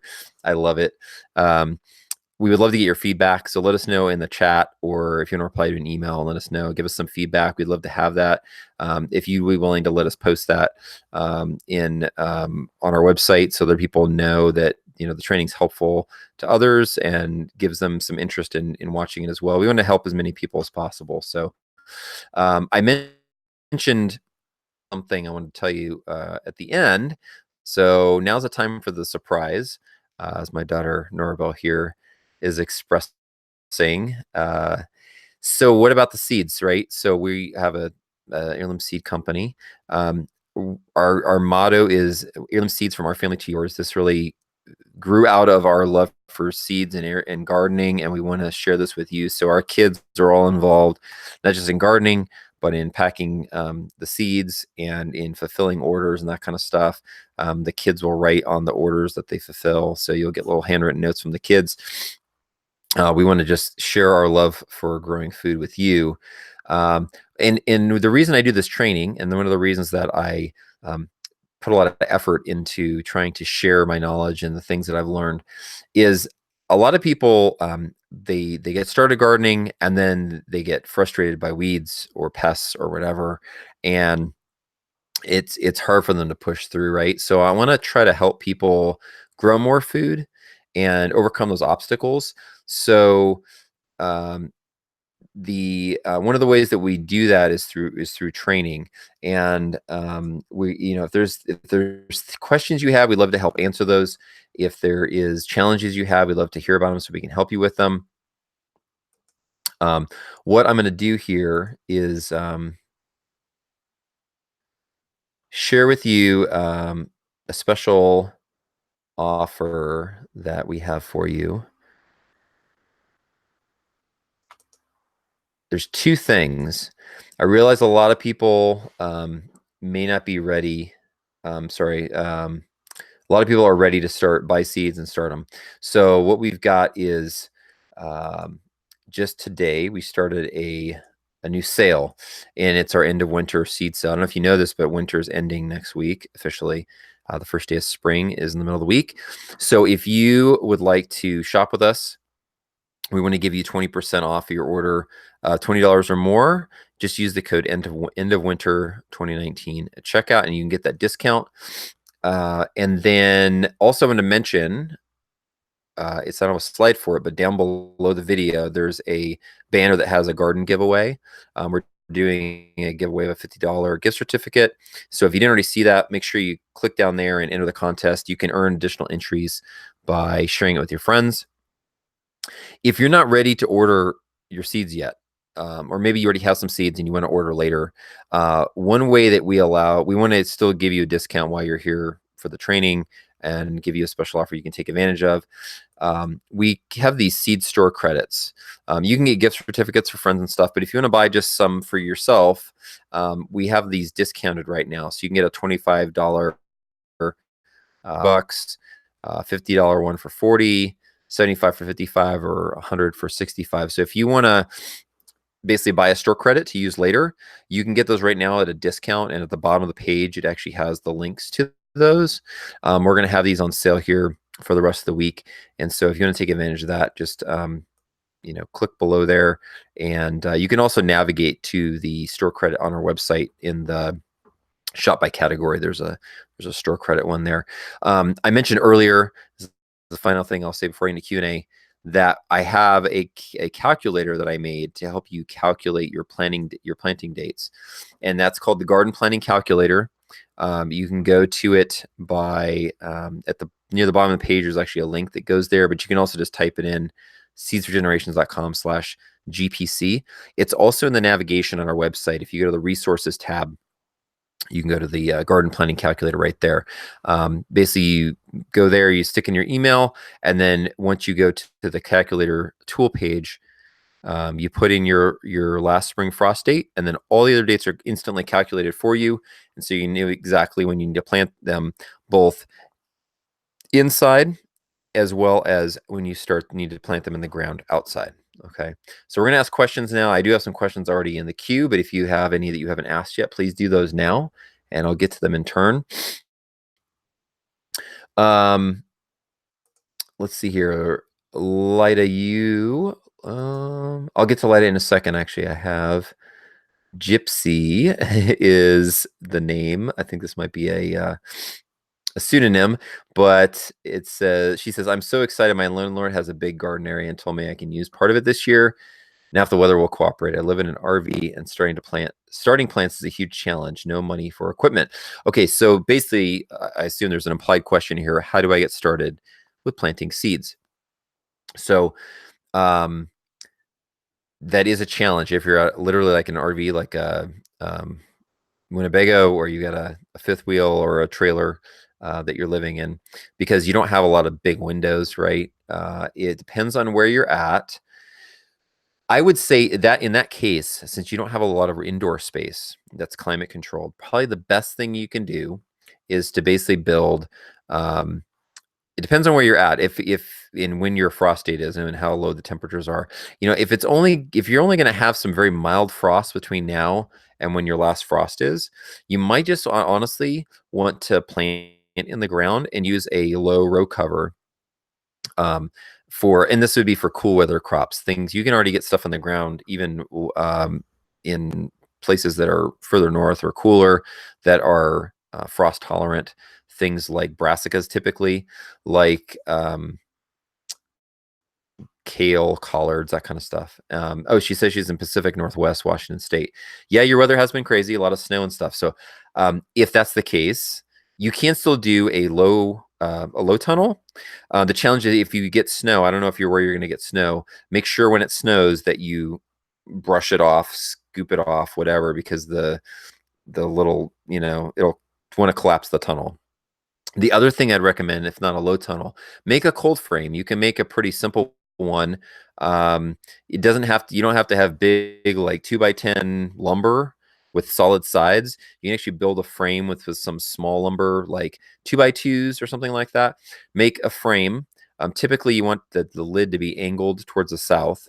But you basically make a frame and then just wrap it in plastic. I would use 6 mil heavy duty plastic, and you can basically wrap it and staple it, and then make a lid that has the plastic staple to it. Make sure that if you have any wind or anything like that, that you have some kind of a latch or it's weighted down. And then when it gets warmer, that you make sure that you ventilate it by opening the lid. But that lid, it might be challenging to start some things like tomatoes and that kind of stuff. If you're going to do those, you might want to do those and preserve what little space you have inside to use for stuff that is more intolerant of cold, things like tomatoes in particular, maybe peppers. But stuff that germinates in 50 60 degrees will probably do just fine in a cold frame. And I haven't actually had somebody present me with the situation where you actually have very limited space inside and you have to look at doing it outside. But if that's the case, then cold frame can be a way to go. You can actually also make it a hot frame by they actually sell this cord that is like a heater cord, and you could either put that on the ground underneath your trays, or which would probably be the best thing, honestly. If you're going to put trays right in the ground, just put the coil of cord on the ground and then put your trays on top of that, and that will basically provide additional heat. But if you're talking, it depends on what the germination temperature is. If it's in direct sunlight, which I know sunlight is something that might be in short supply there, you might be able to get away without of it, but you might just want to look at getting some supplemental heat. The other thing you could do actually would be get a small space heater, put the space heater in there on like a low temperature setting, and then turn that on when it gets cold. Like obviously you're going to turn it off if it's a warm day or a sunny day, but you could put it in there, especially if you got one that had like a thermostat where you have a temperature setting and it kicks on and turns off automatically. That would be a good way to go. That might be the best thing to do, because basically you can heat that little area, make it like a little mini greenhouse. So hopefully that was helpful to you, Gypsy. Let me see here. Lida says, great practical to the point information. I appreciate that, Lida. She says, I want to grow more than one variety of a plant, like peppers, squash, tomatoes. How far apart do I need them to cut down on cross pollination? That's a great question. It's important to realize that cross-pollination is not a problem for all crops. Really, it's only a problem for wind-pollinated and insect-pollinated crops. There are some crops that are self-pollinated. Tomatoes being the primary example. Tomatoes actually are almost impossible to cross-pollinate. There's some exceptions, but most tomato flowers, the flower, the structure actually, the male and female parts are together, and they're enclosed, so they don't. Even if a pollinator were to go from one flower to the other, they can't really get to it. So it's not an issue for tomatoes. I haven't seen it be an issue for peppers. Squash will probably be the biggest issue of the ones you mentioned. So, um, bees will travel quite great distances. So you don't, you're not going to be necessarily be able to prevent it completely just by separating them by space in your garden. Okay. However, I will tell you, I typically, unless we are for a plot that we're saving for seed, in which case the only way to actually ensure that it's completely pure is to hand pollinate the flowers, and then to actually close the flowers up so the pollinator insects can't get into them. You don't need to do that though. My experience has been, I typically, when we're just growing for food production, the squash, summer squash, and even winter squash, but summer squash, for example, we'll plant different varieties. One row of summer squash, and we'll just do like a few of one kind, and then a few of the next kind, and a few of the next kind. My experience has been is that they very rarely cross pollinate. Occasionally, you get one that looks a little funny, but it's not going to be like you can't eat it or anything. Okay. I actually find that I've had more cases of cross-pollination, at least from my memory, with winter squash. But again, it's not really, unless you're saving the seed from it, it's not really an issue. As long as the fruit looks, as if the plant looks normal and the fruit looks normal, like it's supposed to be. Let's say it's a zucchini. If it's it's supposed to be a dark green zucchini, the one that shows up with stripes on it, you're like, okay, well, that's cross-pollinated. You don't want to save seeds from that. But if you're not saving seeds from it, it doesn't really matter, right? So if you're just eating it, I think the varieties with spice of life, a little cross-pollination never hurt anybody, right? So I wouldn't worry about it too much. If you are saving seed from it, then I would just only save seeds from the one that look true to the type, okay? So this is, you're probably only saving seed. Most people don't save seed from summer squash just because you have to let them get overripe where you can't eat the flesh anymore to get the seeds. But things like tomatoes and peppers and winter squash, you eat the mature fruit.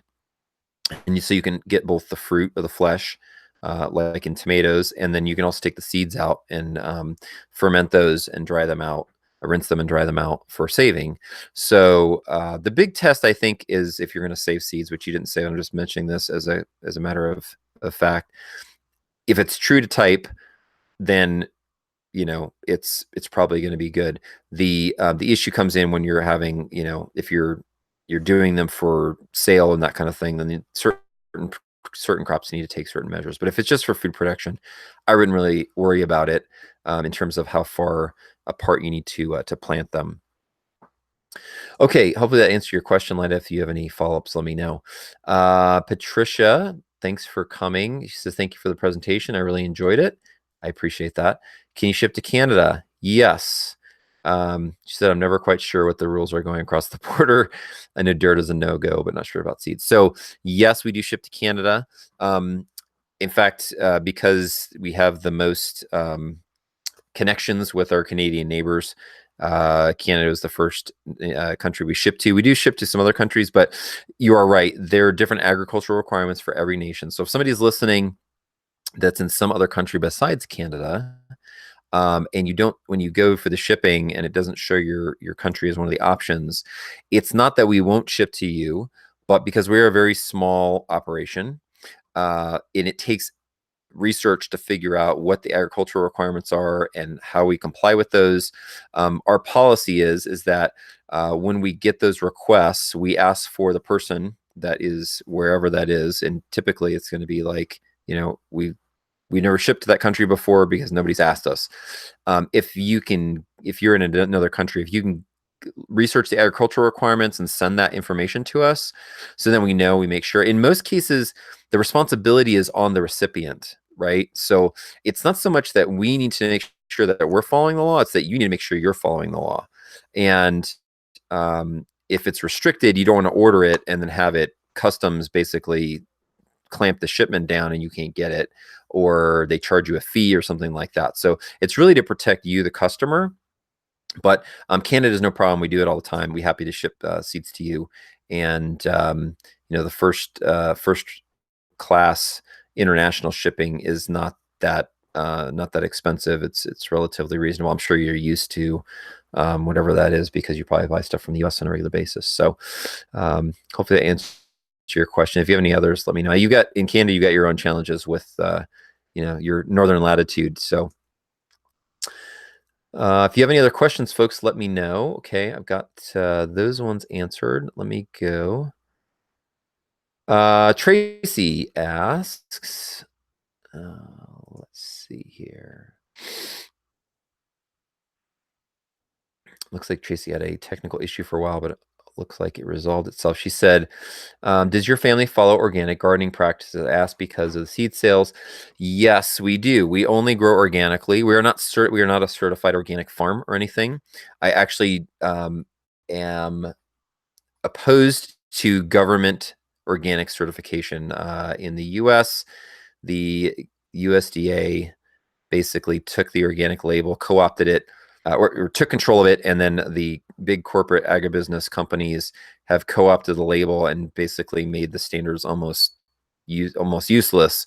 So people get the organic label, and it doesn't necessarily mean that they're high nutrient, good quality produce. It just means that there are certain chemicals they used and certain chemicals they didn't use, but largely speaking, it's definitely not as good as if knowing your farmer, right? So as far as our practices and for we produce as many seeds as we can from our garden, but we still have a relatively small farm, very large family garden, and produce a lot. But there's some stuff that we just can't grow enough of, given the space that we have and the scale that we're at. So we buy from other, unless otherwise noted, all of our varieties are heirloom. And unless otherwise noted, all our varieties are organically produced. However, they're not all certified organic, although a lot of them are, that we get from other suppliers, because I don't think that organic certification by the government is actually required, or that it doesn't necessarily guarantees that it's perfect. One of the problems is that it actually just adds a lot of extra cost to the mix. So I tend to work on relationship based. If I trust the supplier, just like if you trust me, I think that's much more important than a government stamp of approval, so to speak. So we're not certified organic, but we use organic growing practices and do not use any synthetic chemicals, fertilizers, anything like that.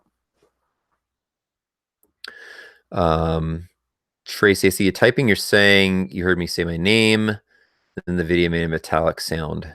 Okay. I'll answer you separately if you can't hear me. Okay. So.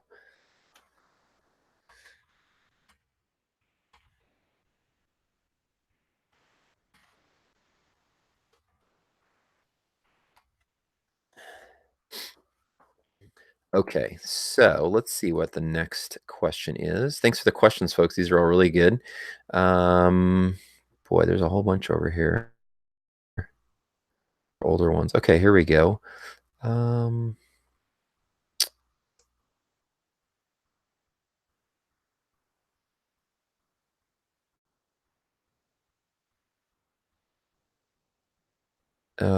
Vicky, oh, that was an old one. She's asking something earlier before the training started, so that one is taken care of. All right, folks, if you have any other questions, please ask them now. We're going to wrap up here if we don't get any other questions. Looks like Lida. Okay, so as a follow-up to Lida's question about cross pollination. She said, yes, I do save the seeds, but only on ones I don't think cross. I just eat the others. I've had beans where it showed up in the next generation. It's a funny looking squash. Yes, that is the case, but sometimes, as I said, variety is the spice of life. I think gardening is really like a big science experiment, right? There's some predictable results, and sometimes you get unpredictable results because of uh, factors you can't control, but that's part of the fun of it. So I think you've got the right approach. If it looks true to type, you can save the seeds from it. If it doesn't, then eat it. Or I mean, worst case, if you try to eat it and it doesn't taste good, then compost it, right? Or feed it to your animals or whatever.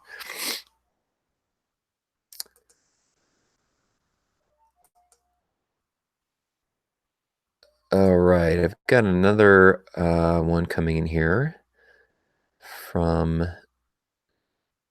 Jerry.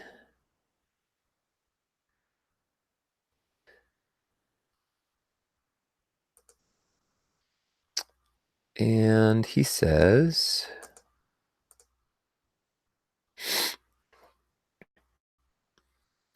I tried to enter the contest, but cannot find a way. So I've had a couple of instances of this where I think it's a browser issue where some people, the form part on the page does not load properly. So if first of all, make sure the page is fully loaded, because I think the form that you enter for the giveaway is the last thing that loads on the page. So if the little thing, the icon is still spinning on your browser tab, it probably means it's not done loading. If it is done loading and it's still not showing up, most likely it's a browser issue of some sort, which can be a whole bunch of different things. The easiest way to try to solve that or resolve it is to just copy the link and put it into another browser and try it in a different browser. That typically will resolve the issue. If for some reason you're still having that problem, please let me know, and we'll work with you to troubleshoot it and figure out what the issue is, so you can make sure that you enter that contest. Just as a reminder, that giveaway contest, the way it works is you enter your email to initially email and get your first entry, but then you can earn additional entries by sharing it with your friends. So you can share on a bunch of different social networks. You can email it to a friend, but you get the most points when your friends actually enter the contest. So it's kind of a performance-based thing. If you get 5 points for each friend that enters the giveaway contest. So if you get 5 friends enter, that's 25 points, and that just increases your chances of winning. So typically the people that win these giveaway drawings are the people that put some effort into it and got recruited a bunch of friends to enter. And so you can affect your destiny, and a $50 gift certificate can be increase your seed supply, or even give it, if you've got enough seeds, give it to somebody that that can use it. We're happy however you want to use it. So thanks for your interest in that, and thanks for entering. All right, if anybody has any other questions, ask now. Otherwise, we're going to wrap up here. Patricia said she's also having an issue with the contest page. So, all right, I'll chat with you in a minute, Patricia, try to help you get that taken care of. All right, folks, we'll go ahead and close up here. On behalf of my wife, Shannon, and our family, thank you so much for joining us for this training. I know it was a little long, but there's so much to cover. I like to try to get all of the big topics covered in this one training, because there's a lot of interrelated things, and I want to give everybody a good basis upon which to learn and to ask questions that are specific for your situation. So thanks again for coming. Again, we've got our end of winter seed sale going on for this next week, and you can use end of winter 2019 is the code, and we'll be sending you an email about that as well to follow up. But if you want to, you're not ready to order now, or you just want to get a discount and use later in the year or something, we've got our Seed Store credits discount right now as well. So that's a special deal that you can get as well. So thanks so much for joining this training on how to plan your garden and grow more of your own food. My name is Jason Matthias. Thanks so much again for coming, and I hope you have a great growing season. Take care, everybody.